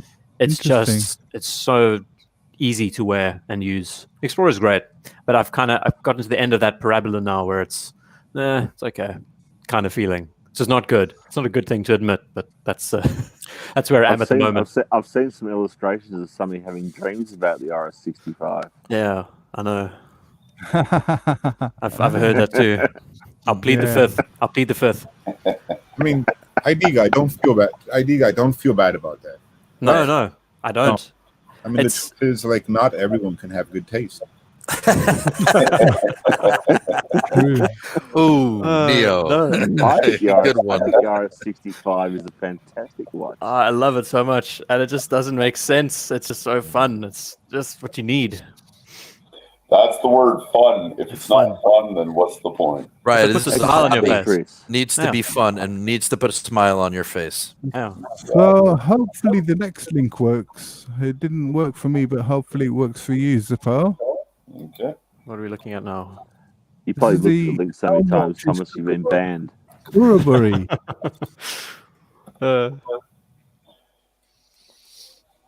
Time for life. Is that reserved? That's actually being trademarked. How cool is that? Oh, good one. What is this? Thomas, have you broken the link? Excited already. I'm not so much a fan of the quotes though. The quotes kind of cheapens it a bit. Abraham Lincoln, come on. Walt Whitman. This is the Kuraburi. Helm. I think I've spoken about Helm. Helm is just a wonderful micro brand. Matt is a top bloke. Can you click on the picture of the watch? Wow. Will it come up, Zippo? He has 4 or 5 watches in his range. And if you try clicking on there, see what comes up. He sells them all for $300, and they sell out like within about half an hour. As soon as he gives you a day's notice to be ready for the launch, and they are just wonderful watches. He has like I think he has 4 or 5 different watches in his range. And as soon as the production hits, they sell out, and they are just unbelievable. So this is can you post the link again? The Helm Kuraburi. This is the 42mm, 43 including the bezel. It's a 16mm thick. It's a 300-meter water resistant using Seiko NH38 no date or the NH35 date. And it's automatic hacking and manual wind, 40 hours power reserve. It's 120 click unidirectional bezel. There's 4 versions with different loom using BGW9 orange loom and C3 loom. And the next full production is expected in March 2021. So these have sold out, I think. Well, what in the hell? Welcome back, Rancher. I told you we'd wait for you, man. I told you we'd wait for you. Yeah, but you didn't have to wait this for me. I mean, seriously. This thing is a beast. This is a diver surf watch. I mean that loom is just it's a lot of loom. Love it. And this guy's never raises his prices. He's $300, and then you add your different straps or whatever. But okay, what movement? NH35, I think it was. NH38 no date or NH35 date model. This is the kind of watch you want to be stranded out at sea with, because you don't need a flare gun or anything. You just have to wave that around a bit. You'll literally be seen by cargo ships from miles away. I've got one of each of his watches, and let me tell you, they are just unbelievable in quality. How do you guys like that strap? It's gnarly. Stitching. And... Looks like a moccasin in a way. Mm-hmm. He's got 4. He's got one. Hey, that's racist. He goes around the world surfing. I knew Clive was going to say something about that.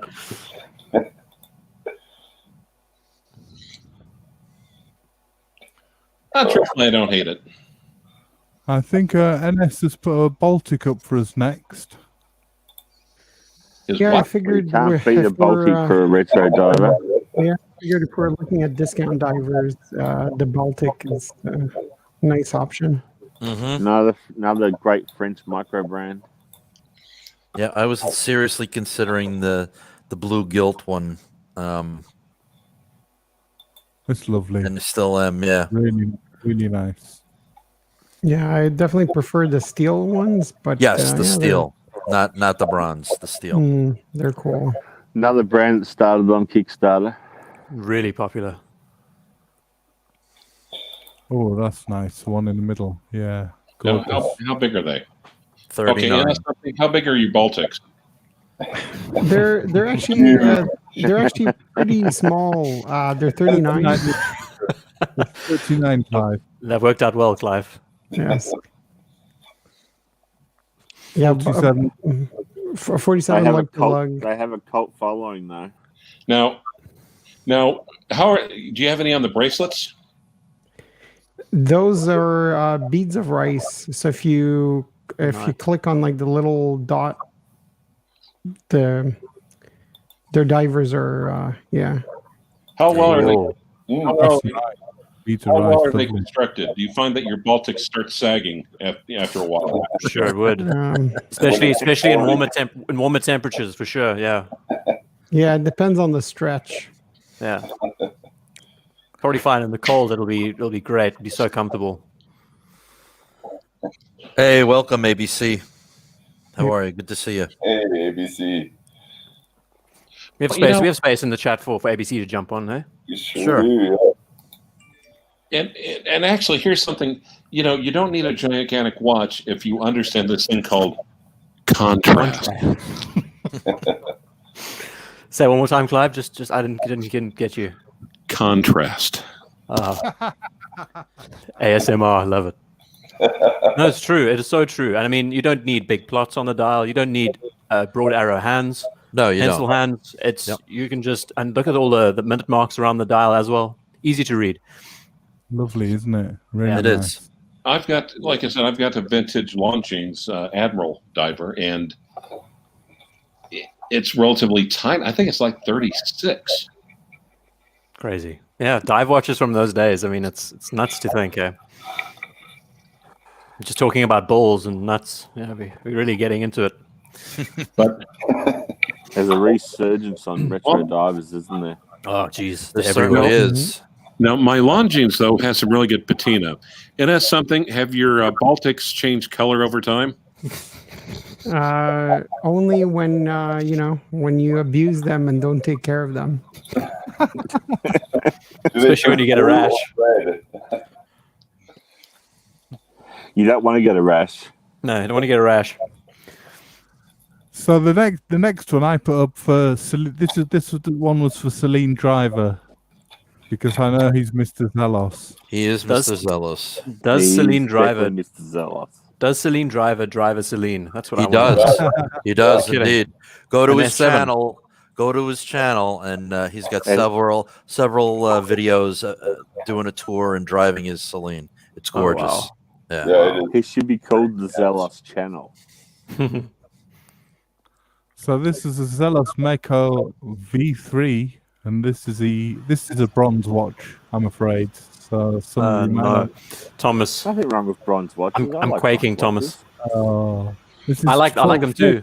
40 millimeters, 11.5 thick, without crystal, 300 meter water resistance, ceramic bezel insert. It's a texted dial with C3 and X1 and BGW9 loom. So it's got all three colors of loom. It's a Miyota 9015 40-hour power reserve, tropic rubber strap with travel roll. So which of their watches took first and second place?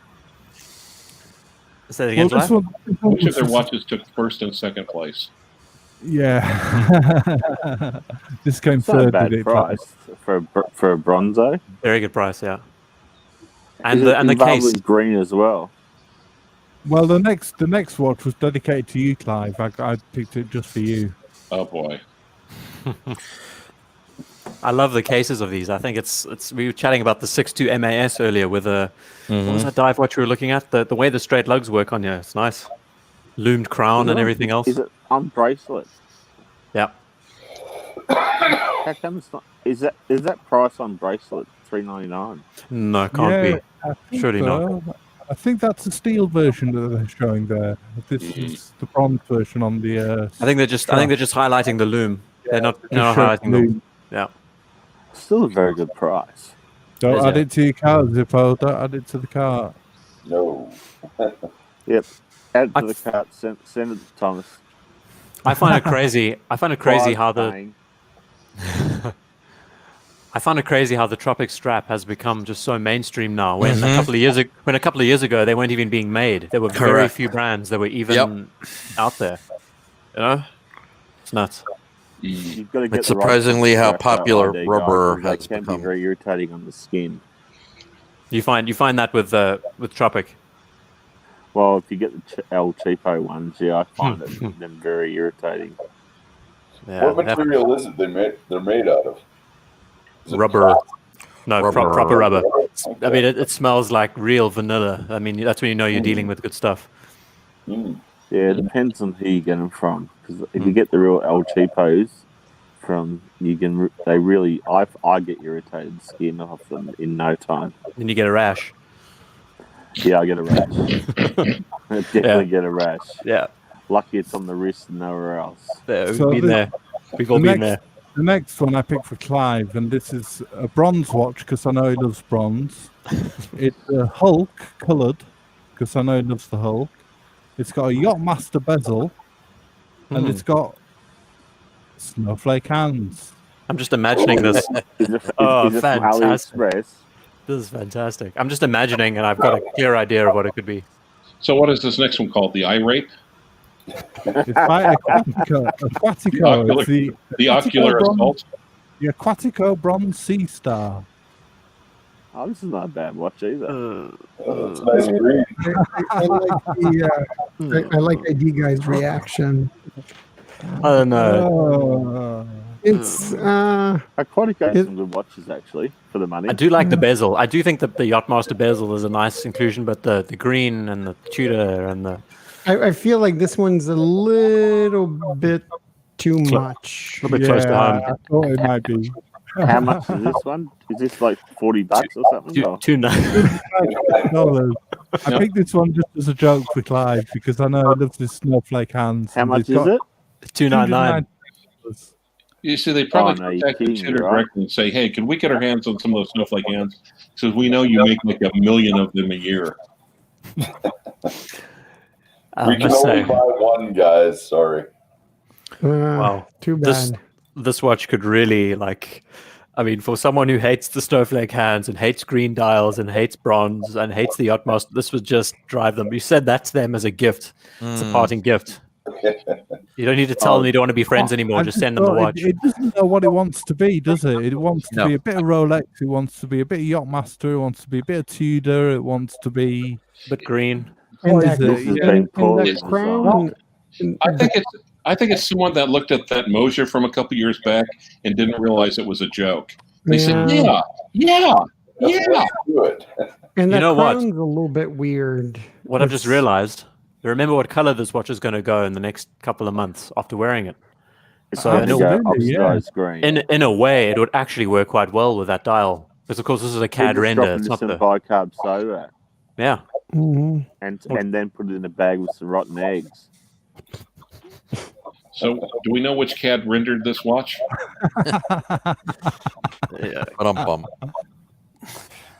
Yeah, get that one off the screen. It's not very appealing. When I think of renderings, I think of waste products. Orange Hand says it'll turn your wrist green too.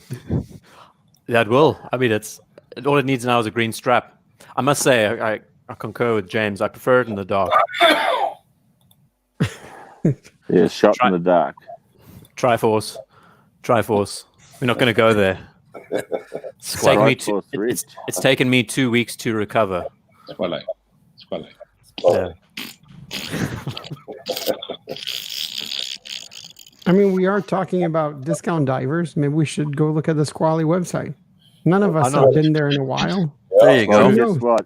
You won't find anything discount there at the prices they want for their pieces. Yeah. So I wouldn't waste that time. Yeah. This is it's like watch porn, except the type you're actually embarrassed to look at. It's like the watch porn you look at 3 a.m. when you can't go to sleep. Yeah.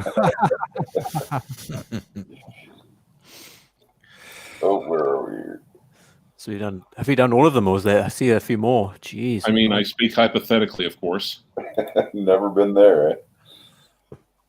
That was a joke, right? We're in it, boys. You asked for it, and you got it. Oh, yes. Now he's going to do it. 55-17. My old friend. I've come to stare at you again. Squally. What's this one? Oh, no, we're not doing this. No. It's a 55-17, James. It's a 55-17. It's a mill sub. Can't you see it? Double printed.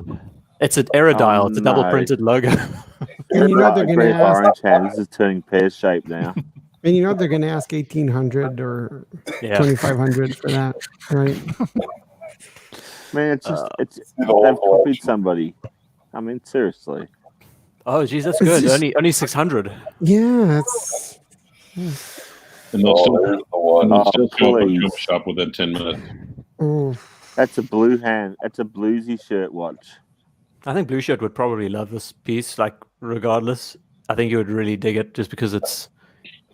Is Blueshirt even? I think he's left us indefinitely. Why? Because Squally's come up. I mean, I have to say, you can laugh at that brand all you want, but what the hell is up with those hands? The hour hand is bigger than the minute hand, and it's almost as long as the minute hand. I'm grinning here. Are we really having this discussion again? It looks like a parts. It looks like a parts bin special. I'm going to start laughing, guys. Stop, please. I'm grinning here. Here we go again. We don't want ID guy to have a choke on the floor. We won't hear from him again for a week. No, we can only do that to him on his own show, not on this one. God, you guys are the best. If I could make a public service announcement for those of you watching the live stream right now, please do not use regular bleach on your eyes. Save that for medicinal purposes. Please use color safe bleach on your face. Thank you. We've just gone from being the #1 Sunday Punters stream to being 0 with this conversation. Oh. Quick, get them off screen. Get them off screen. Deep, rich diving history. Triforce is going to sell his Rolex to buy. Oh, no. Squally. It's deep, rich diving history. Oh, no. Can someone please just explain to me, please? Someone in the chat, someone anywhere. Why do they have 2 logos on the dial? Please, don't get it. Do you really want to know the real reason? Yes, I do. The real reason is they used to design cases, I think for Blancpain even at one point, and they would always. Part of the deal when they sold the cases to whoever they did was that they could, put their logo on the bottom with the smiley fish thing. Right. And they just carried it over when they started making their own watches. Now, does the description say anything about the design and heritage of the watch? Does the description say anything about the design and heritage of the watch? I'm sure it would. I mean, who invented it? Ray Charles? So Flippin' Zip is actually signing up to the. He signs No, come on. Okay, that makes sense. This is great. I love this, Clive. You're watching your email being absolutely used against you. Didn't they invited Clive to be a new marketing manager for Squally? I think Clive would love it, though. I think he would have a good time. Squally. So rather than having their name twice in the watch, you email it 3 times. Did you just enroll Clive on their marketing list? I'm getting flashbacks. Oh, thank God.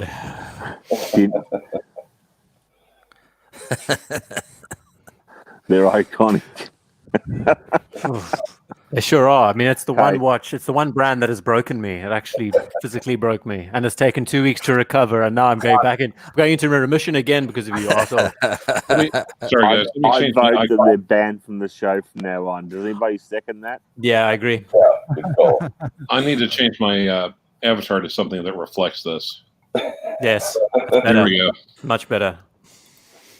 That's the one. This was, I can tell you, Clive, this was back in the day when I don't even think I had a channel. I was just a regular viewer on occasion.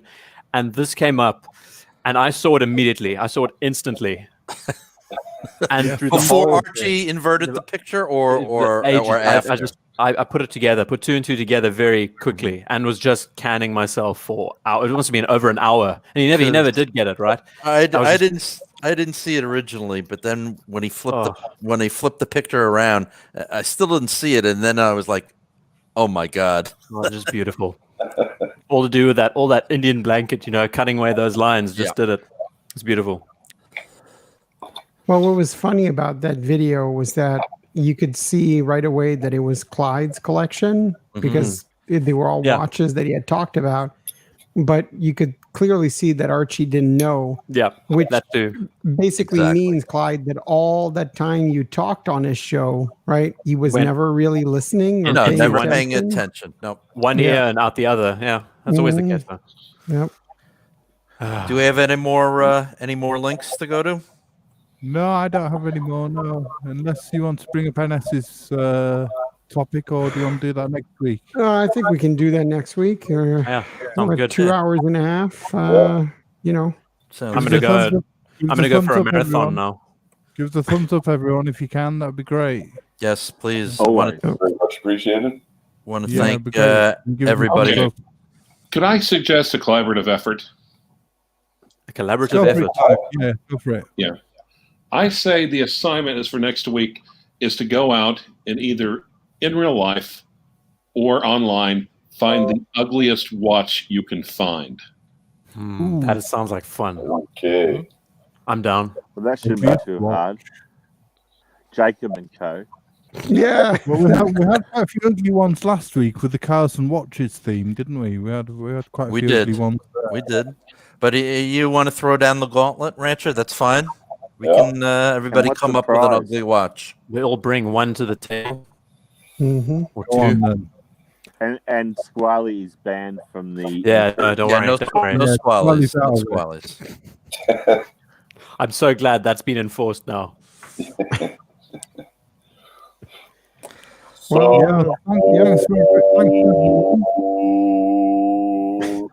What, Suckerhorn is on here? No, just somebody requested the shout out. Yep. Well, thanks for everybody in the comments that joined. Yes, thank you, everybody. Thanks to everyone in the chat for joining us. We appreciate it. And by the way, I can't get rid of the beard now. Oh, why is that, Clyde? Well, because my office manager, the person said, "Hey, would you hate to do Santa?" It's like, we're here in the office. I'm like, well, she's like, it's for a bunch of autistic kids. I'm like, God damn it. You know what I was expecting? No, I was expecting you to say. I was expecting you to say that the beard now has full-on blood vessels and everything attached to it. It's now an organ. It can't be removed at this point. It's like a living thing. Now you have to change your title to Santa Clyde. Oh, beautiful. That's a good one. I like that. I think it's all a front. He's joined the militia. It's because I love America. Yes. America. All right, everybody. Thank you for joining. Everybody. Thank you for joining in. Thank you to our esteemed panel. It was a pleasure having Dr. Bill Sanders on with us earlier. That was amazing. Got to see some more of his pieces. I got to see more of his collection. I love his stuff. It's so unique. And also to Chris at the Watch Lounge, another good guy, another great channel. I recommend you guys, check out his channel too. Chris is a very cool guy. I'd also like to thank Archie for not joining us. In other words, don't forget a shout out for James Showcase as well. Yes, his channel. True. James's Showcase Watches, excellent channel. And of course, ID guy who needs no introduction. Who's that? Or I've never heard of him before. Who's it's the Squale Master. The Squally man. Yeah, thanks. Actually, something Blueshirt, ID guy, Clive, Neo, James Arthur, Flippin' Zippo, of course. It's always a pleasure. Actually, wait. Orange Hand might even scary watches for Halloween. Like do it the Sunday before Halloween. It's an idea. That's a good idea. Do that. Orange Hand's got a good point. But he's going to be soon be called Green Hand. You can give us an answer to that question. You can give it to us next week. ABC, we're on every Sunday at 2 p.m. Eastern, and that is what time? It's 7 p.m. in the UK. 7 p.m. in the 8 UK. p.m. in Paris. Yeah. Or every EU Sunday is 8 we're p.m. on. in EU. Yeah. I was wondering, I was actually going to ask this question. Should I don't know if you guys want to keep this page underground or if you would like me to advertise this on my page, on my community page, maybe you can. 1 week. Yeah. I don't know. It's all down to great. Flip and Zippo, I think, because I mean, it's his page. I don't want to mainstream it if you don't want it to be more populated. I wouldn't mind. I've got to redo all the, I got to do, I don't know, at least put some effort into this page. So, don't worry. Please. No, where we came from, no, we have to put zero effort into it. Right. Dude, Dude, you're manning the controls, so you're doing way more than the rest of us. So, like for instance, like anytime if you want to step outside and take a smoke break for like 45 minutes, go right ahead. I mean, exactly. It's a collaborative effort. This channel, so. So I must say, it's so nice to just be able to sit back and to just talk and to not have to worry so much about the order of everything and structure. It's just done. I think the stream flows brilliantly. The content is wonderful, and there's no problems with the. We've got a great audience, and it just works well. You're talking about Soleil Show, aren't you? Plan you guys do celebrity guests. It's the best show on YouTube. Yeah, sorry, it's a pleasure. Well, I appreciate it, guys. It's all you guys. It's all you guys. And I think we can all unanimously agree that the winner of this week, Bluesyshirt, you have outshone everybody, and I really hope over the next couple of weeks you start. I want to hear more thoughts about the watch over the next 2 weeks. Once you've gotten over the initial phases, it'd be so nice to hear what you think about it and how it's sung to you. And give us an in-depth review in a couple of weeks. That would be cool. Okay. You got it. Actually, ID guy. We want to hear about the first scratch. You have to do it for us. Do it for us on the page, like live with a knife on the bottom of the glass. Respectfully, I'd rather slit my own throat than do that. Respectfully, you're overstepping your bounds a little bit, but I concur with you. I officially give Bluesy Buddha the title of Wrangler of the Week. It is, yeah. Thank you, Rich. Wrangler of the Week. I'm overstepping my title. You're right. Live, this is your baby. Now, if you want to get on a live stream with Archie for 2 years, you can go right ahead. So, oh no, I think we're good. Blueshirt, I must say, for putting up with everything, I think this watch deserves to go to you of all. I mean, that is absolutely, yeah. It's the culmination of all the abuse you've received and everything you've. But I'll say you have gumption to be able to take it that long. It's pretty incredible. Thank you very much, guys. I really appreciate it. All right, you guys are wonderful friends. Everyone. Thank you. Another great show, everyone. Yes. Good to see you all.